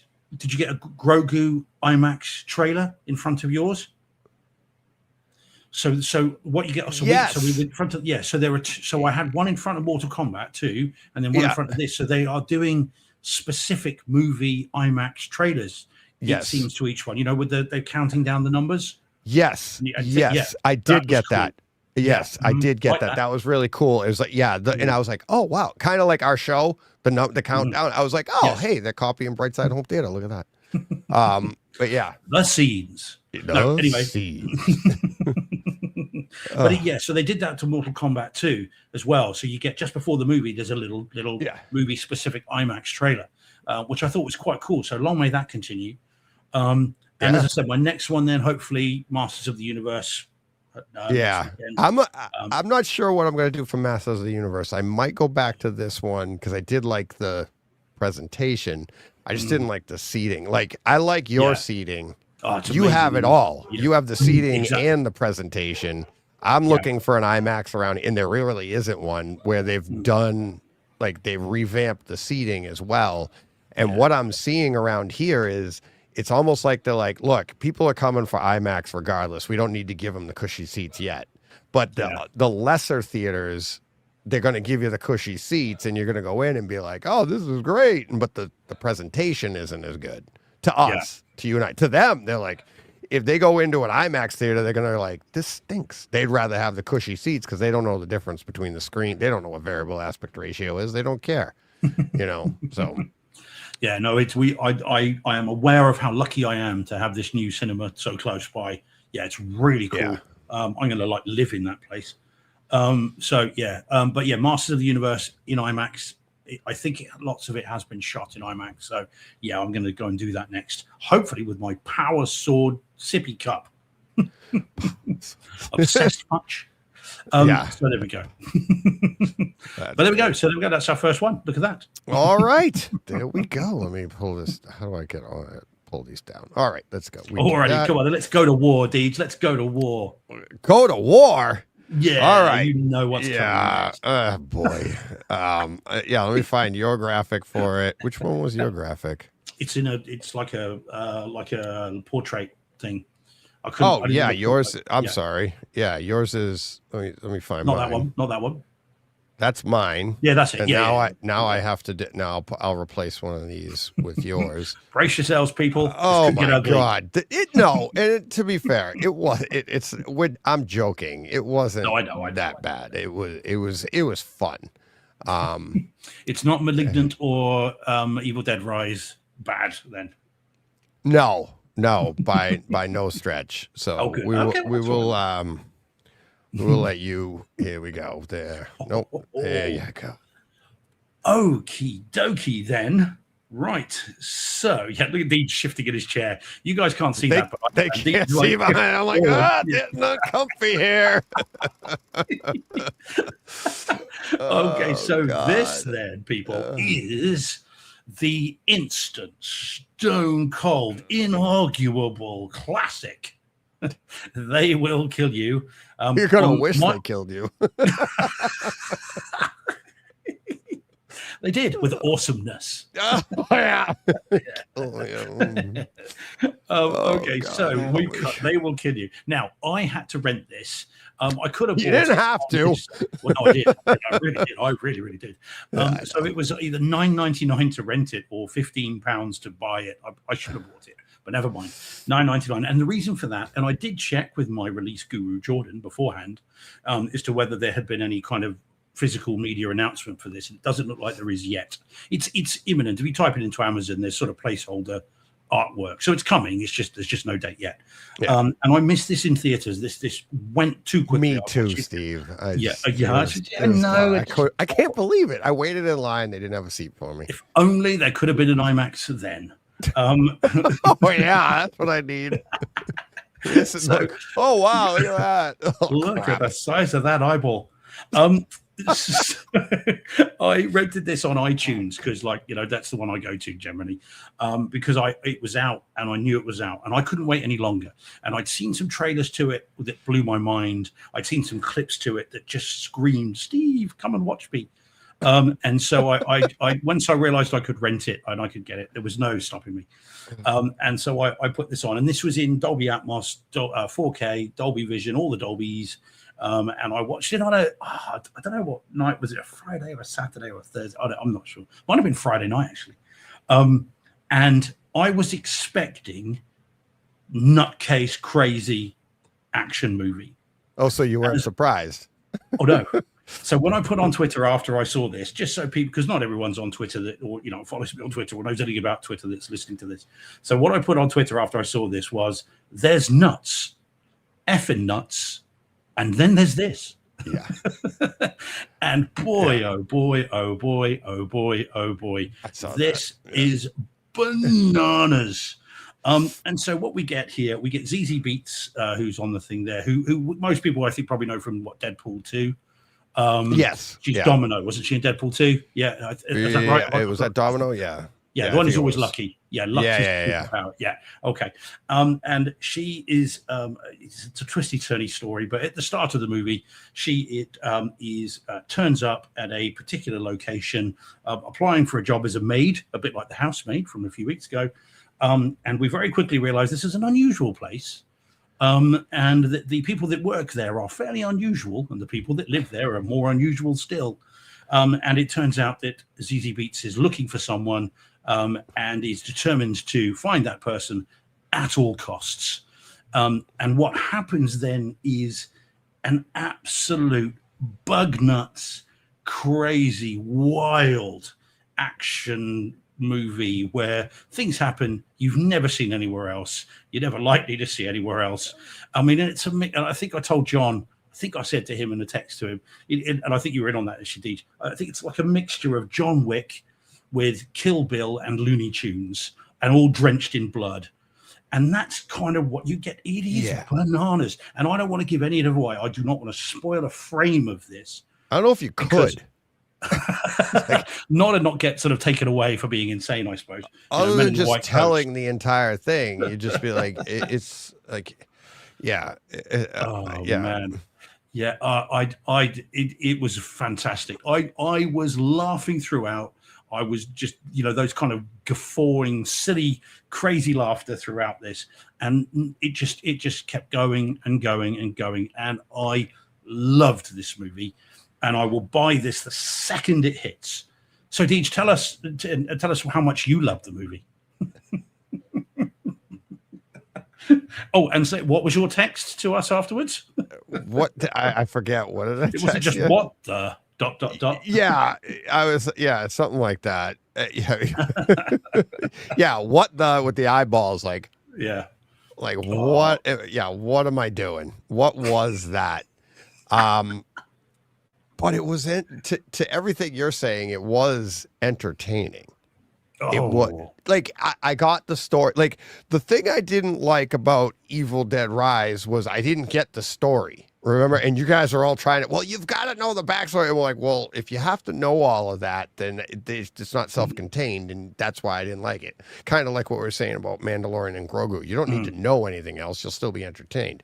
This movie here, I don't know if there's a backstory. I don't know if this is a sequel to I Will Kill You, and now it's They. I don't know, or it's like, who knows? I don't know. But it was entertaining. I mean, for exactly what it is. I mean, it's just a gore fest, and it's like, here we go. Like you said, like Kill Bill. I actually thought it was better paced than Kill Bill. Kill Bill, it took two movies. This was quick. It was tight. I think isn't it only like an hour and a half, or is it almost 2 hours? Hour and 40. I think hour and 40, something like that. It's quick. I mean, you're entertained the whole time. It is bonkers. It's ridiculous. I would also add in what was the Charlize Theron, the one on Netflix where they survive. It also has that as no. The other one that's a comic book that John and I liked. There's two of them. Yeah. Two movies now. Yeah, I know that's your comic book where they survived. Oh man, yeah, right. I forget what it was. Please hold. Yeah, but anyways, it reminded me of that as well. But what did we do on the side over here? Did I just do something sorry, I don't know if you did that or I did that. I think I did that. The old guard. Thanks, Jordan. Old guard. There you go. There you go. Thank you. Sorry, I did that. Yeah. That's my fault. I clicked on something then. Sorry. And how do you get it to go back? Mine's back. Oh, no. Just click on comments. Oh, no. You just shifted this. I must have done that. Oh, God. Sorry. Sorry. Oh, sorry. So I just put it back there. That's Anyways, so it's like, but this here, it's like, it's very entertaining. It's comical. The entertainment, how things pan out, and it's her motivation. I thought it had the story, that part of it, her motivation, how the whole thing plays out was actually pretty good. right? And then the ridiculousness of everything else is just, you can't get more ridiculous. No. You know, and it is the Looney Tunes is the one that had me like, yeah, it's that crazy. It's like that, like what they went that far with it, right? And yeah, it was a lot of fun. I really did. I thought it was fun, Yeah. and like I said, this is where like Evil Dead Rise, it wasn't as fun to me because I didn't understand the story. I'm looking for a story. This one had it. This one had meaning. It had feels, as much as you can have, but within all that ridiculousness, it's like I thought it did a good job of mixing all of that together. But it's bonkers. I loved it, and what made it even more enjoyable, over and above just this crazy story, was the home theater experience. I mean, yeah. Now, bearing in mind, I'm only talking about the stream, digital stream of it. I thought it was very nice indeed. Very, very impressed. Video looked great. It's lots of it takes place at night in the rain. Yes. You've got a lot of shadow detail. All looks really good. Razor sharp, digitally shot, of course. I thought it looked great. The gallons and gallons of blood and gore and ick and goo and eyeballs and everything else all look suitably nasty and detailed and everything else, which it's supposed to. It's one of those things where I think you're supposed to recoil in horror, cover your eyes, but not cover them completely. Yeah. It's one of those things. Yeah, exactly that. Yeah, quite. It's proper like live long and prosper. But it's like, and I thought that all looked great, and the audio is fantastic, and you get a lovely little bit early on where there's a shot of the exterior of the building, and as the camera pulls back, the rain starts. Yes. And you just are surrounded by this cacophony of noise. And that's right near the beginning. And I'm like, oh, yeah, okay. All right, we're in for a sonic workout here. And that's exactly what I got. I thought it was really, really good. Yeah. The rain, the Atmos, on Kaleidoscape, we have it in 4K, Dolby Vision, Dolby Atmos. What I would say after watching the stream, I would say this is one, it's going to be a Warner disc, of course. Yeah. And it's just imagine everything you got with, taking that light film off the screen, because the clarity is going to be upped by just that much. And then the audio is going to go. And now I didn't A/B this, but when I say this, I'm saying off of the experiences that we have going from streaming to physical. It's like, 99.9% of the time, it's like you get a more dynamic audio experience where it's like the bass is that much punchier. The thunderstorms, I think you'll enjoy when they lock the doors if you didn't already enjoy that, you're going to enjoy that. Stuff like that. The rain, the thunder, stuff like going on outside. It's like, oh, is it raining? Yeah. That you get all of that. The battles, the fights, the blood, the gore. This was so ridiculous. You didn't do this stuff, right? Because it was so stupid. You weren't like, like when I see a real fight, when I see somebody who's about to get their arm broken or something, I've had enough experience with that like I'm like, okay, yeah. And when it's realistic, you're like, oh no, don't do that. I don't want to see that. Well, in this, I'm like, this ain't real. It's like watching a cartoon. I was like, oh yeah, look, Bugs Bunny fell off a cliff. Okay. I'm not wincing. So this was so ridiculous, and it gives you that opportunity to look at it and like read Fangoria magazine and really see the blood in there and see some of the wounds are ridiculous. They are like, it looked, I don't want to give it away, but there was one wound, I'll tell you off air afterwards, that I was like, it looked like they're at the deli. And it was cut meat. And I was like, yeah, I'll have the mortadella. Oh, that's a person. Sorry about that over there. Yeah, it's so bad. It's like, but it was like, and you get your blood spurts, you get all that. But the deep, very, very vibrant, if you could say that. But it's like you get your deep reds, you get your highlights to show the wetness, the gooey, like what you were saying. It had all that, and it, like you said, at night, indoor, there, dark rooms. Darkness outside. lots of detail in all of that stuff. So it was a lot of fun. Like I said, it's a lot of fun, and you're not gonna. Again, it's not like you're not gonna be like this. You're not gonna hide your eyes because, or at least I wasn't. You're gonna be like, this is too much fun. You're just eyeballs locked, going, that's gross. It's silly. And eyeballs rolled. Yes, and the noise of that too. Yeah, wet sort of thing. Yeah, and then the best is sticky. Like it jumps. Yeah, I know. It was so funny. I mean, it's not every day you see a chase sequence with an eyeball, is it really? Thank God. It's fairly new. Fairly new. I want to see it again. This is one of those times where just talking about it makes me want to see this again. I would watch this tomorrow if I hadn't just rented it and had bought it. I might end up buying it even then. I mean, I just want to see it again. It's so much fun. Paul's just saying in the chat, Paul F's just saying, I'll have to check this movie out. Sounds fun to watch with a small group and a few beers. It's fun to watch whatever you're with, whether you're with a small group, large group, with beers, without beers. Just see it. Yeah. Paul, you're going to love it. You will love it. And I know he's got a kind of a horror and a kind of fun set of interests as well with this sort of thing. So he's going to love it. And I see that Jordan really liked it. So did Dom. And again, those both guys that like this kind of movie. It's great. And John, I mean, I did say to John again, Saccone, he needs to see it. So I'll be curious to see what he makes of it. Todd, again, you haven't seen it, give that a go. And actually Shane Lee, if you haven't seen this, Shane, then if you're listening, give this a go and let us know what you think. They're all horror fans, but but also this is a particularly crazy kind of horror that just needs to be seen. By the way, talking of crazy horror, and Todd, he watched Azrael this week. He sent me a screen grab. Finally? Yeah. Only about 18 months later. But he said he really enjoyed it. Yeah, he said the home theater was really good. Yeah, so he had a great time with that. So there we go. Nice. It's about time. Well, he's given me a couple of recommendations that I'm like halfway through that. So it's like, oh, whoops, sorry, hadn't seen that one yet. I mean, he did recommend Begonia, so he's got a free pass forever for that film. Well, but like you said, that was also up for best picture. Best picture. So that's a good one. But this is great. Anybody that does see this that hasn't already chimed in the chat, see it and then please report back. And then you can tell me how much you loved it. I'm just assuming it.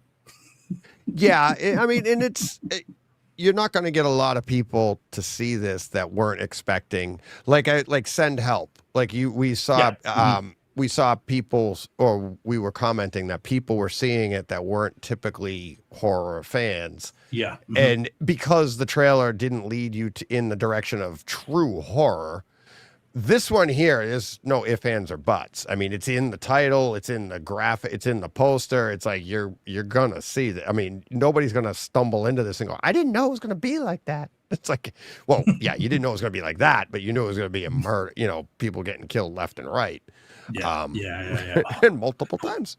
Yeah, and Paul saying, so Paul's got, will see is just one rung below must see. No, Paul, it should be one rung above must see.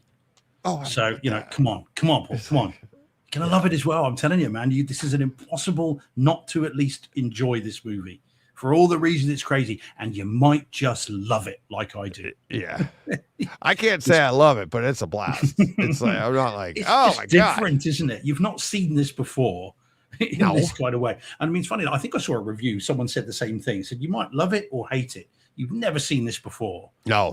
Yeah, you've never seen that before. But I could show you whole movies you've never seen before either. And oh, there's DJ at Christmas. Okay, great. Paul F saying, hearing great things about Obsession out now too. We talked about that last week, Paul F. Yep. Reviewed it last week. Although I've seen some unpleasant and troubling things on Twitter this week about it. Some very, very unnecessary takes. That are distasteful, and unfortunately, I'm sorry to say, one particular podcast that shall remain nameless, where the lead actress was on it with another person who, and I don't know whether it was just a vibe because I only saw a very short bit of it, but what I saw of it was utterly tone deaf. I mean, just like it's like headbutt the screen because it's like, what? Anyway, Oh, another wow. day. That's another one for the Takeover Tuesday, Dave. We could talk about it then. But yeah, Yeah. so I have seen some very, very, very silly takes on that movie this week, to the point where I nearly had a couple of days off Twitter because I'm like, this is not, no.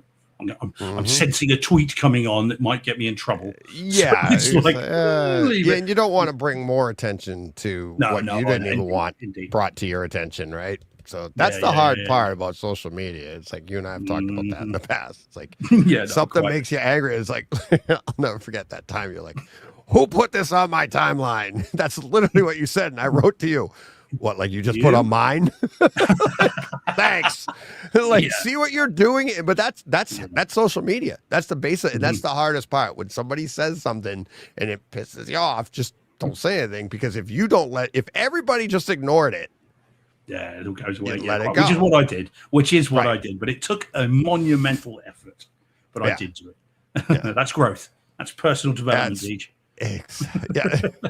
personal development. I've said that before. I said it a long time ago. When people over here would be like, they'd go out in the streets and burn the flag. Okay. You could be for it or against it, but they're going out in the streets and they're doing something to demonstrate, to get a reaction. You know how to get them to stop doing that? Just ignore it. Not give them the attention. Imagine if you went in the street and you're like, I'm burning the flag, and traffic says, everybody's like, nobody did anything. You'd be like, well, that did nothing. You go home and nobody would ever do it again.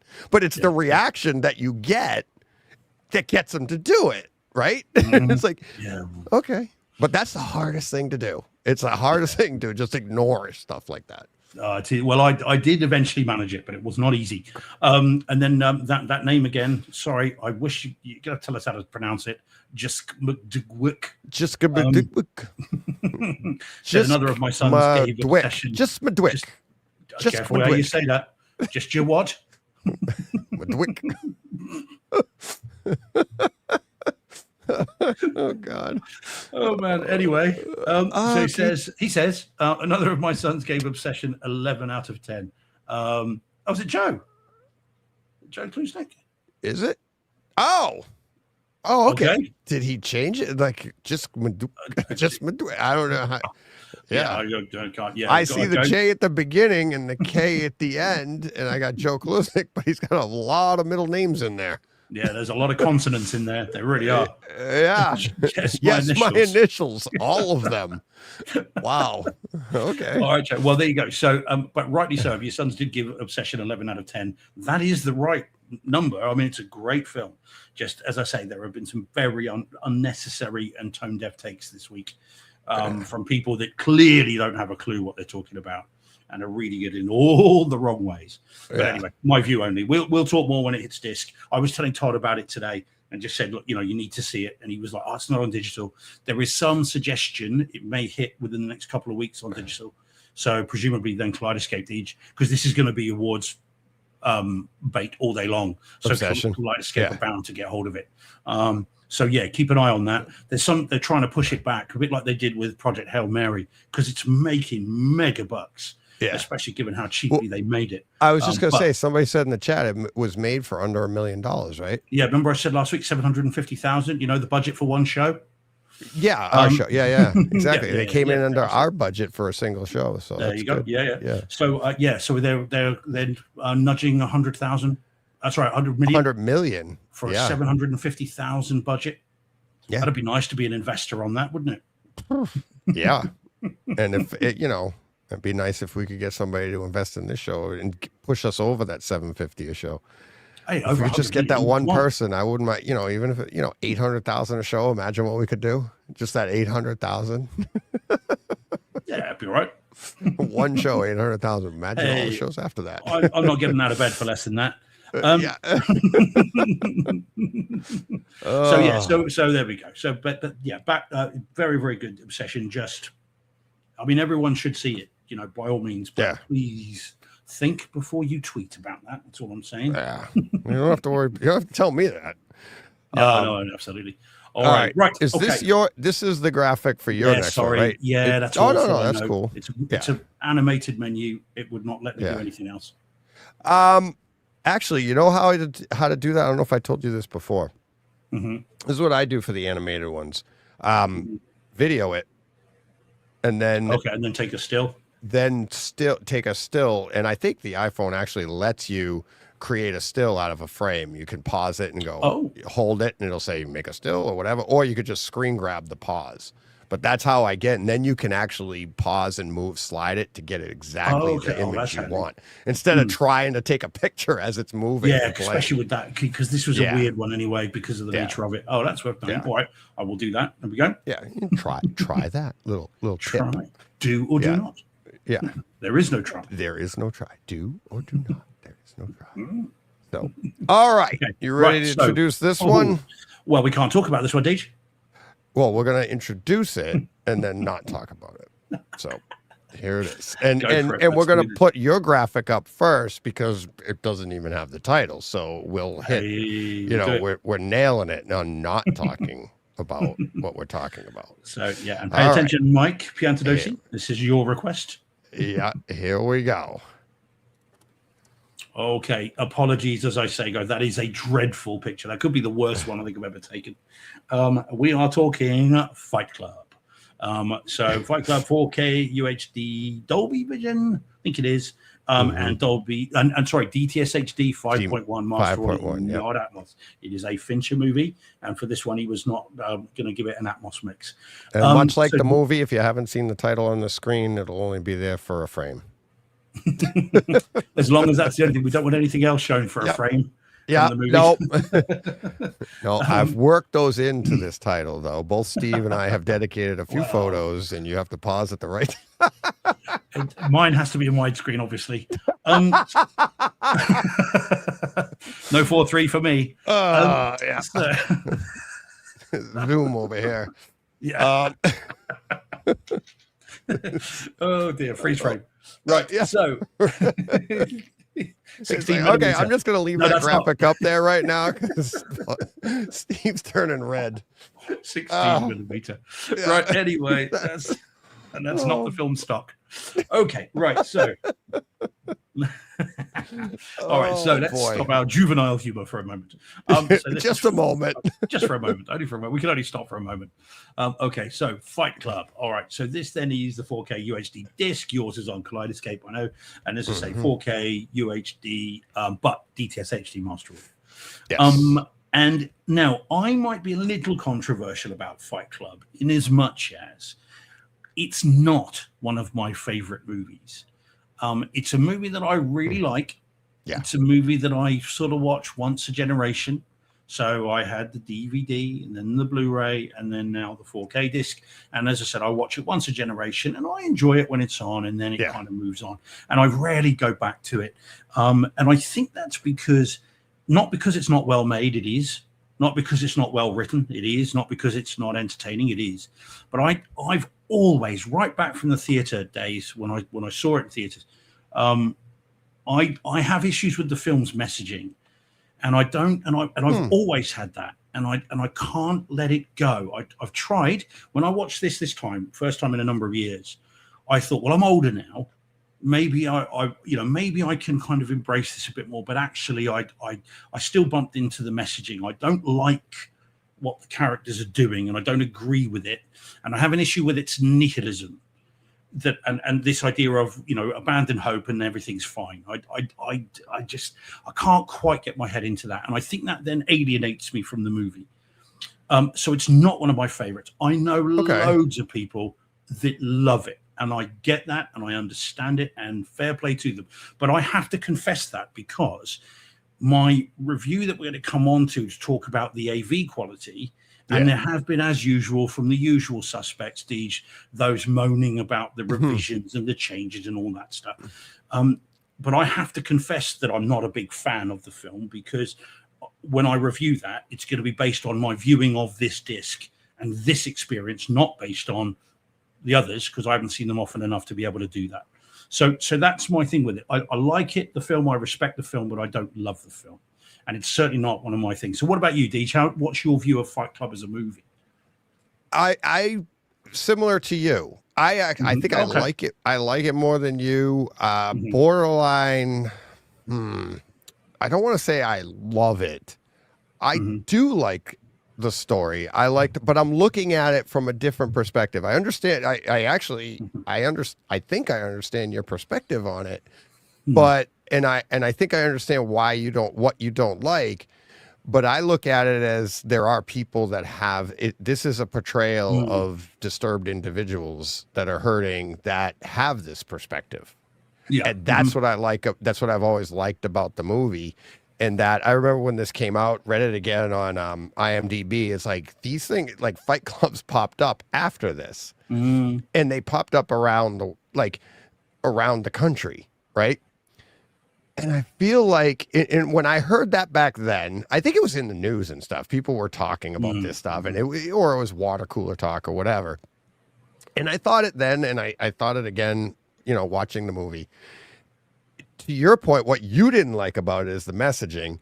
What I don't like about like the idea that this like Fight Club started popping up, it was like, this is a character moment. This is something that is like, this wouldn't have happened in real life. Like the narrator or Edward Norton's character in this did this out of, it's like an imagination type thing. This like, so for a Fight Clubs in real life, Fight Clubs popped up.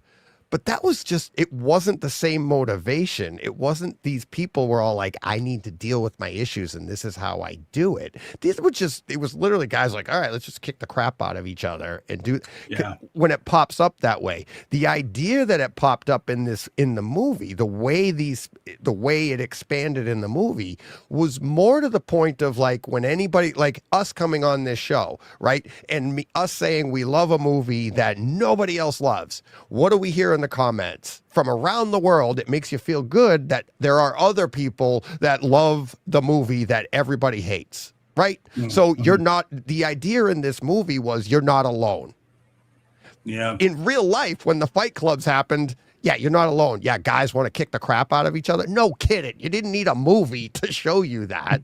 So I didn't think that in real life, when Fight Clubs were popping up, they were motivated by the same thing, that because even in this movie they're not motivated. It's not guys just kicking the crap out of each other. It was almost like even in that end scene when the cops, that was more Matrix like, right? To show how there are we understand you. That's not real life. That's not the way that it was it's a character of life. And that's why I like the messaging. I like the idea of it, but don't take it literal. And that's what I think people did when the literal isn't the message at all. To me. No. I mean, I think it's supposed to be a satire. I think the idea here is you're poking fun at these idiots. However, I think there was certainly when it came out, and I think subsequently, I mean, I see the roots of incels in this. I see the roots of the manosphere in this. I worry that this was a call to arms for the unintelligent. Yeah, that missed the message. Yeah, that exactly. Missed the message. Yeah, right. And that's a dangerous thing. And such like bugs coming in because the window's open. And it's like bloody Starship Troopers in here. That's my concern, and it's always been my worry that there will people that will take this as a call to arms. Right. And I do think there's some culpability in here for some of the issues we have today, but that's not me saying I've only just discovered this. I had these issues back when it came out. I find it alienating because of that. I find I can't let myself get swept up in the movie because of those issues. And I'm sure Fincher is I think it is a satire. I think this is a joke, as in look at these fools. Look at how easily these people are led. Look at how foolish they are. Look at how they all these people from all these walks of life are doing such stupid things for complete idiots. Actually, you can see one of the bugs walking over the camera. Sorry if you wonder what's going on. It literally does look like Starship Troopers. Get out, you. Go on. So that's been my problem with it. That's my issue with the movie and why I wouldn't put this as my favorite film. And it's not even in my top 50, I would say, even though it's a top-notch production. And I like the leads. I just don't like the story and the way it's put. Okay, so home theater experience then. This is a very different story.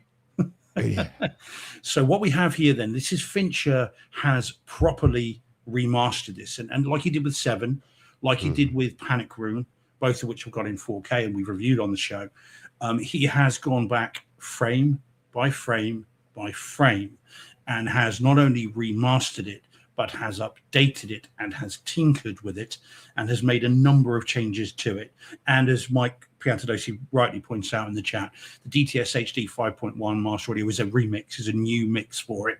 It looks as though it's been done, it sounds as though it's been done like Twister, from the original audio stems. I thought, and again, there is a vocal minority saying it's awful, and how dare this artist revise his own art.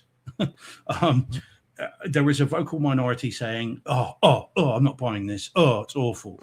So I don't agree, but based upon only my opinion of it and my lack of familiarity with the movie. So I thought the home theater experience of this is phenomenal for this movie. For the movie, right. I can't imagine it for this movie looking and especially not sounding any better than this.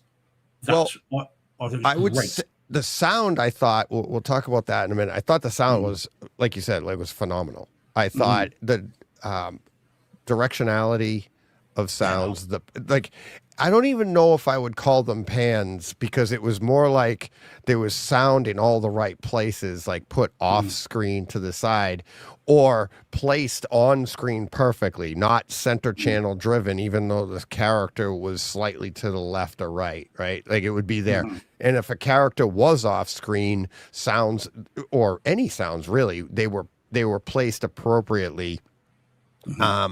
I was in my theater. I actually had to do something for the show, and I had to turn around and because this is the podcast studio as well as the theater. As I was watching this, I turned around, so my back was to the screen, and I was still experiencing. Now my ears are facing the rear channels, and I was experiencing sounds and people talking at the back of the room in the movie, but I was facing them now, and that was a fun experience. It was just an accident. It happened since that I turned around and I tried to do something on my laptop while I'm like, oh yeah, I got to do this.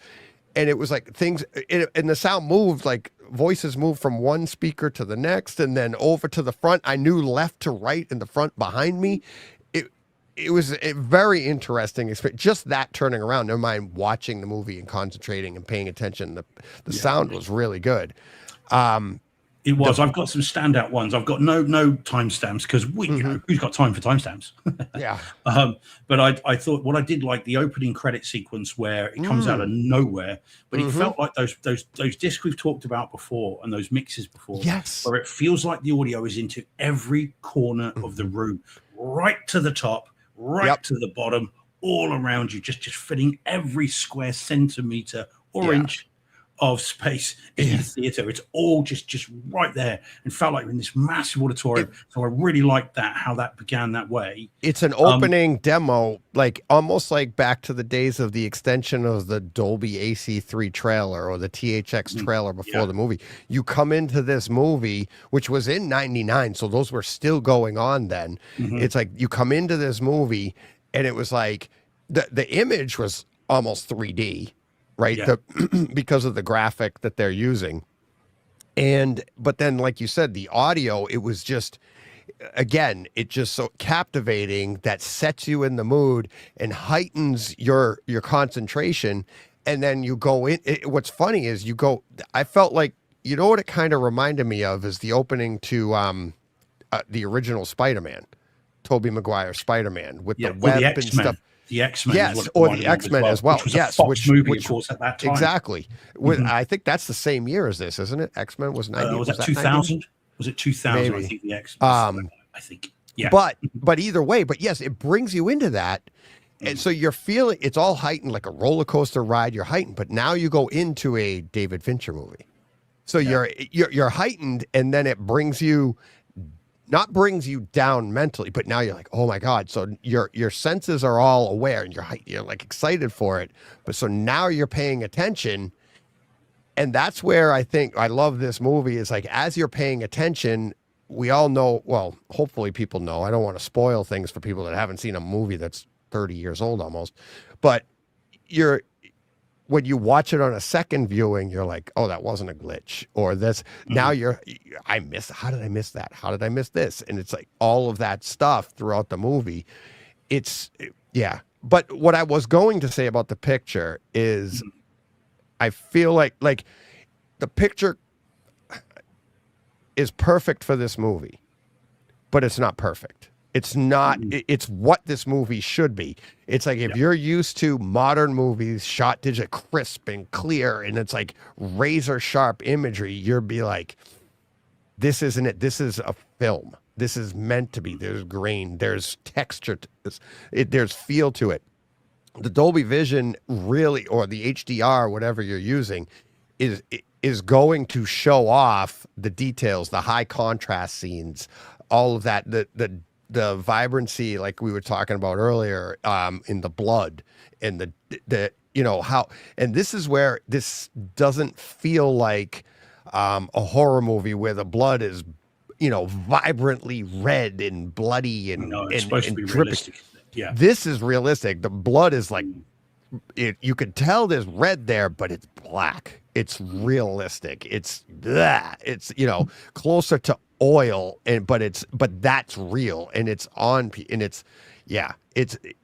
I think it's like you said, it's like the image, the picture, I don't think could be better. But if you're going to compare it to something to today, you mean, well, it's not as crisp, and I think that's where people are dropping that's the ball. Mistake. Yeah, there's the mistake. I mean, there is still a lot of detail in the image. I mean, when you look if you look at because there's loads of close-ups, you look at the pores and the little marks on the sweatshirts and on the face of the actors. One particular shot that really stood out and did look very three-dimensional was the shot of the bird droppings all over the cars. Yeah. So it's a daylight shot. It goes from night to daylight. And there's a shot of all the cars, all the bird crap all over them. And that looked incredible, so detailed. I actually paused it. I was like, wow, look at that. Yeah. But the shadow details are perfect. It's so inky when it wants to be. I never caught any gray in this that wasn't supposed to be there. It always looked like it had been done with someone who really took some time to make these shadows what they should be. And then the other audio bits I did like the slide sequence as well. When you first hear the penguin say slide, and she chuckles and she goes down the side of the room and then into the rear left surround. So it comes from front left along the wall and then into the rear left side surround, which I thought was really fun.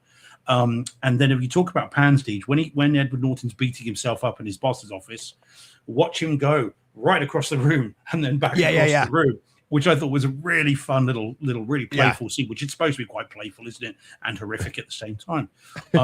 So I thought the video was as good as it can be. I really liked it. And I did catch a few of the changes in terms of the Blockbuster. Of course, when this came out, Blockbuster was still around, and I'm sure they didn't pay Blockbuster, so they had to make it red. Now Blockbuster have gone, it's blue. So they've changed the logo now to the correct Blockbuster blue. Oh, okay. Which is I mean, I didn't know that. I only noticed it. I read it somewhere, and then I saw it and was ready for it. So I quite like the changes, and I respect an artist's right to change their own work. Of course they should. It's their stuff. So I don't bump into any of those issues, and I thought it looked great, sounded phenomenally good. This was as good an experience watching Fight Club as I've ever had, and I think sensibly was never likely to have. And if you are a fan of the movie, it's a no-brainer. Buy. If you're a casual fan of the movie, which I would say I am at best, it's still a buy, because you're never going to experience it. You've never experienced it is as good as this. I saw that. Sorry, I see that Paul F. Yeah, Eli Hudias is saying, is it in Atmos? No, it's DTS HD Master Audio 5.1, but it's upmixed to Neural X, as most of us do. So you still get an incredibly immersive soundtrack. Don't let that don't put that sway your vote on whether to buy it or not, because it's exactly what it should be. It sounds phenomenal. It looks phenomenal. I think it's an iconic movie. It is. Well, there's no doubt about to that. your point, like, you don't love it, but how do you not recognize it as one of the most iconic movies? It's a decade-defining movie. I mean, talk about movies of the 90s. This is going to be there. I mean, there's no question that it's there with The Matrix. It's there with Reservoir Dogs. It's there with Pulp Fiction. It's there with The Phantom Menace, same year. You know, these are 90s defining I movies. put this up as a better movie than The Phantom Menace. Oh, yeah. But in terms of cultural impact from Right. 1999, Right. bear in mind we had The Matrix that year as well. So you had The Matrix, Fight Club, and Phantom Menace all in one summer, or at least 1 year. Then you know they were defining movies of that decade, and there's no doubt about that. I mean, I think probably for slightly the wrong reasons again for the you know the issues that it brought, but it's still very, very good, and you've never seen it like this. Yeah. So as I said, casual or actual fan, I would say must like buy. you commenting on textures and stuff on screen, and I'd say like the Brad Pitt character itself, his hair, his face, like how ripped he is in those scenes, but not even just his body, his face, his cheekbones, the scenes when he's smoking and he's looking up. It's like there's a 3D-ness to it. You know, it's the grit that you get out of it, and like I said, his hair and everything, all of the textures, the shine, the sweat of his face, the oiliness of whatever, like I said, the grit, the grime, everything, it's all there, like it hasn't been before. And and again, this isn't one like you that I've watched every year and I know inside out, but I don't think I've never experienced it like this. And it would be interesting, like I said last week, going back and watching, you know, Blue Thunder and watching it, you know, in 4K and be like, well, that looks great. And then go back and go, wow, what a difference. It would be, I didn't do that with Fight Club, but it would be interesting to see if it was like, oh my God, what if it is the same kind of a pop, right? And you see like, wow, Brad Pitt never looked like that. You know, Edward Norton never looked like that. That scene you said of Edward Norton, you know, beating himself up, it's like, is that not one of the greatest foreshadowing scenes of like when you first saw that movie, you're just like, wow, he's a nut job there. And then as the movie plays out, next time you see it, you're like, how did I not get that? It's like, you know, it's great. I mean, it is. And I forgot what I was going to say. I don't know what I was going to say. Oh, yeah. I mean, it's interesting. And if you do, and those people who have bought this or are going to buy this, and if you enjoy this, I would recommend you get 7 if you haven't already got it already, because they are of a piece. When you see how he's tinkered with these, they do all look similar. And it's not just that one. The other one is Panic Room as well. And I would recommend you get that too, because they look now more visually similar. They look now visually similar than they've ever looked before. All 3 movies, which I've got in 4K, all look like they have come in the same universe, that they exist in the same space and time, because they all have these same details, the camera roaming, the shadow, high contrast. Yep. All that. It really does. So they are all now clearly Fincher movies, because they all look very similar. So I do recommend those other 2. If you do get this and love it like you should, then if you haven't already got them, get the other 2, because they are really good as well. Did you? I know you've got 70s. Did you get Panic Room in the end? Is that no? I'm looking at right now. I don't even see it on Kaleidoscape. Oh, the 4K disc of that is really. Oh, did I? I might actually. I thought you did. No, it's right here. No. Yeah, you haven't got it? No, Panic Room. It's right here. But you know what's funny? Yeah. It doesn't come up. Like if you click on. Oh, wait a minute. Oh, there it is. Dum. Never mind. It's there. I was saying it doesn't come up if you pull up David Fincher. It doesn't come up, but you have to slide over, because it showed like the list of his, and then there's 2 more Panic Room. But no, I could 14. I haven't grabbed. I can't believe I haven't grabbed that yet. You did, yeah, man. I thought I did too. Yeah, it's $15. But it's Dolby really Vision, good. Again, Dolby Atmos. Yeah, 4K. Yeah. For all I know, when you reviewed it, it wasn't in for. We didn't have it yet. Could have been. And now I do. So now I will have it. And that's of course a Sony release, and so they've let him go for it. I mean, it looks awesome. It really does. And again, you've got and with the Atmos on that, the creeping crawl of the because of course the camera floats between floors. Yeah. And so as it does that, you get all the creaking all above you and all the noise and everything else. Panic Room's never been better than in 4K. So that is, as Paul says, that's my 3, all on Steelbook in the chat. Yeah. And this is the thing. They've never been more of a piece than the way Fincher has Yeah. revisited them and then put them out again. So I highly recommend it, and well worth checking out, Deej. I mean, if you get Panic Room, if you spend the money, that having now just seen Fight Club, it'd be Yeah. interesting to see what you make of that on the back of this. So yeah, Oh, do yeah. recommend those. Yeah, I'll Mhm. try that.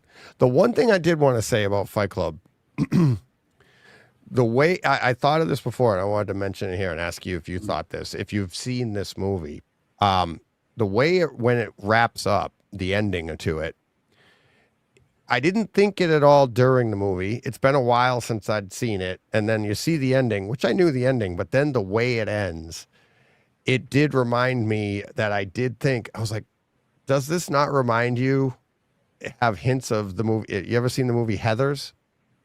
No, I haven't seen You've it. never seen Heathers with No, Christian I've Slater and what's her name? It's Christian Slater, and it's funny because it's Christian Slater is similar to I feel like his character is similar to Brad Pitt. It's a different story, but it's what the heck is her name? Winona Ryder. Okay, all right. Yeah, I've not seen it. And yeah, and she is similar to the Helena. What is it? Helena Bonham Carter. Yeah, Helena Bonham Carter. Yeah, Yeah. So they actually look similar, they do. right? Mhm. So if you haven't seen Heathers, see that movie, and it's like it ends and wraps up the same. It's like it's a little bit. It's a different story, but it ends kind of the same in that catastrophic ending type way. Okay. And then almost like and a manipulation throughout the movie. And that's why, and then when it ends that way, I was like, wait a minute, this is kind of like Heathers. I was like, and it made me go back through the movie, go back through in memory through, Fight Club and go, I can see similarities here and there. But yeah. So, Okay. but yeah, I can't believe you've never seen that one. No, I haven't. I've heard of it, I think, but I've never seen it. Yeah, no, not seen it. Yeah. Um, Christian Paul, Slater. Paul says he'd like to add Zodiac, but a different pace of movie. Not only, Paul, is Zodiac, I mean, again, I've got the 4K of that. Not only is Zodiac a different pace of movie, Zodiac was shot digitally. And it has a different, I mean, we talk texture. It's got a very different texture to Seven, Panic Room, and Fight Club because it's much smoother. Zodiac looks more like Michael Mann's movies, where they were shot in this sort of digital way. And so it's still good. It's a very nice disc. I mean, I did review it on the show, but it looks significantly different to the other three. Those three have a visual language that is similar. Yeah, that's more Zodiac like is different again. Heat. Yeah. And also the other one I felt like that was similar to is was it Collateral? Yeah, Who did exactly. that one? Collateral, Heat. Yeah. Yeah. He did. Yeah, Michael Mann did Collateral. Michael, okay. So that- Collateral it just reminds me of that. The darkness, the way it's shot. Yeah, it's similar to that. Yeah, So it is. Yeah, it was shot in the same way, and I'm sure it's Fincher with that time tinkering with digital photography, seeing what it was like, because he is an experimental filmmaker. I mean, he likes to mess with these things, and Zodiac has its own different look to it. Still great, but visually different to those three that we've talked about. So, but yeah, worth checking out. If you haven't got it, Paul, if you haven't got Zodiac yet, I think it's now out in the UK. If it's not, it's out cheaply in the US because I imported it. And, I have it on I was really Kaleidoscope. pleased with it. Yeah. Mhm. Jordan in the chat saying Heathers on 4K by Arrow is a great disc, one of his favorite comedy films. Yeah. It's a definite dark comedy. Yeah, I was going to say, It's a dark comedy, but it is a comedy, right? It's like when you see it, it's like a lot of it, you're like, it's ridiculous. Some of it, you're like, oh my God, they went there. And it makes you like kind of chuckle, but it is a dark comedy because they go to a dark place. I if you can find that, Steve, definitely. I'd love to see what you thought of that movie. Is it still worth seeing now? It's not, definitely. Because if it's To in me, 4K, I mean... to me, that's an iconic film from that time. Absolutely. Okay. It's like, what year did that come out? I was like 89, 90, something like that. I was a kid and I remember seeing it in theaters and being like, wow, be like, it's got, Winona Ryder, Christian Slater. I'm trying to think of some other people. I think it had some of the people in it, like 90210 people. There you go. That's the one I was thinking of. But people like that, something like that's what probably was making me think of it. But Yeah. And it's a, okay. you know, Christian Slater at the time, like high school hijinks type thing, but it goes to a dark place where you'd think it was with his movies. Did you ever see Pump Up the Volume? No, The other Christian heard Slater the song. Yeah, no. This is Pump Up the Volume where he did like it was before podcasting was invented, but he would broadcast on air, and kids would listen to it. His HHH was his name. His call name on the show was Happy Harry Hardon. I can't believe you haven't seen that one, and that's like a rebellious teenage movie.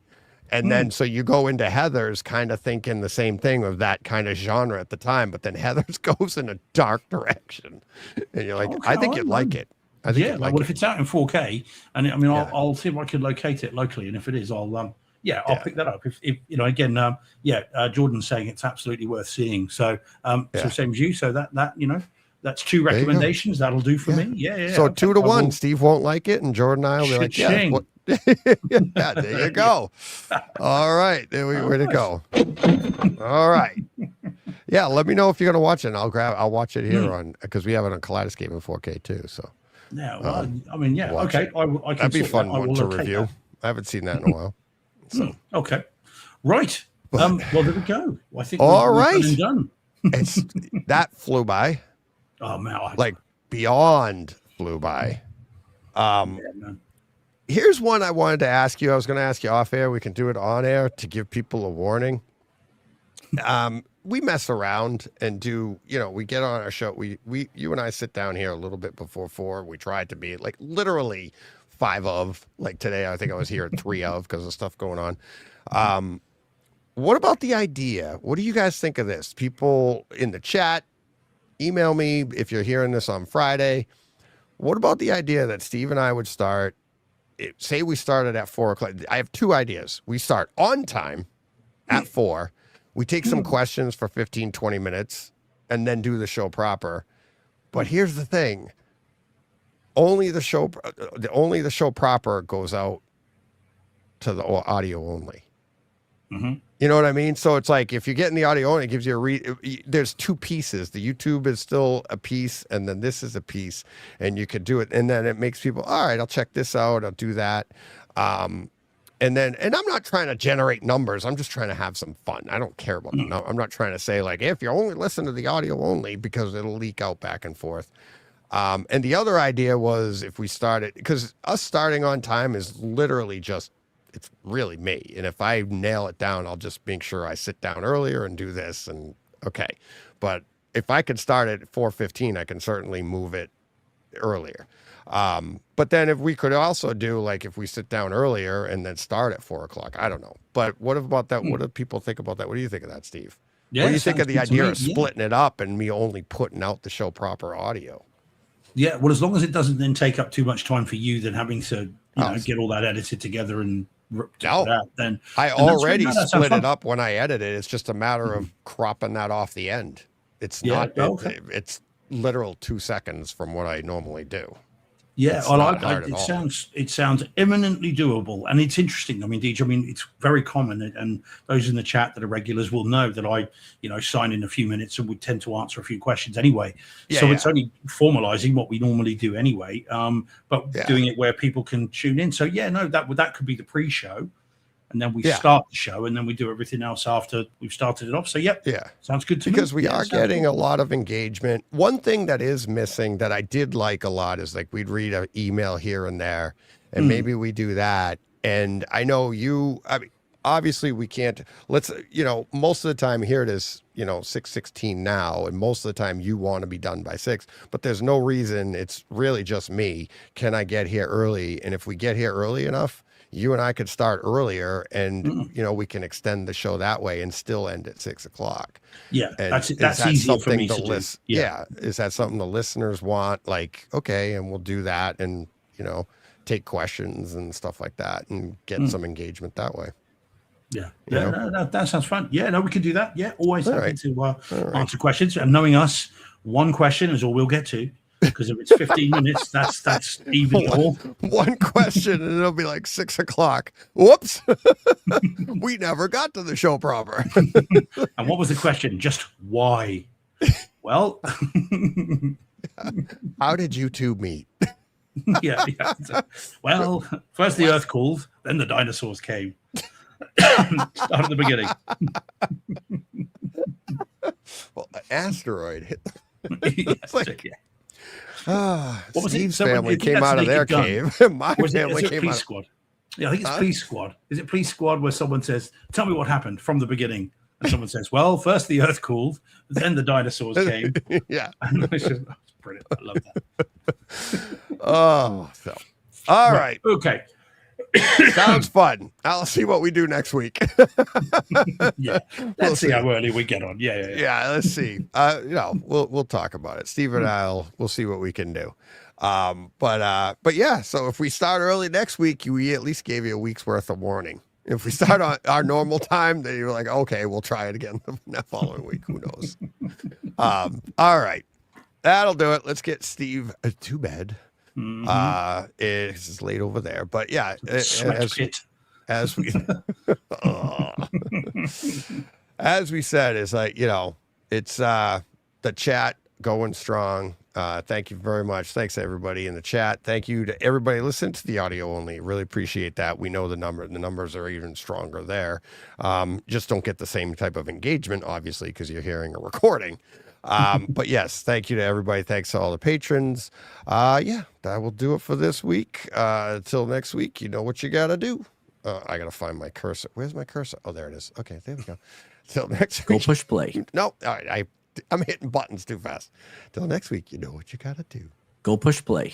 What he said. That's right. Oh, crap.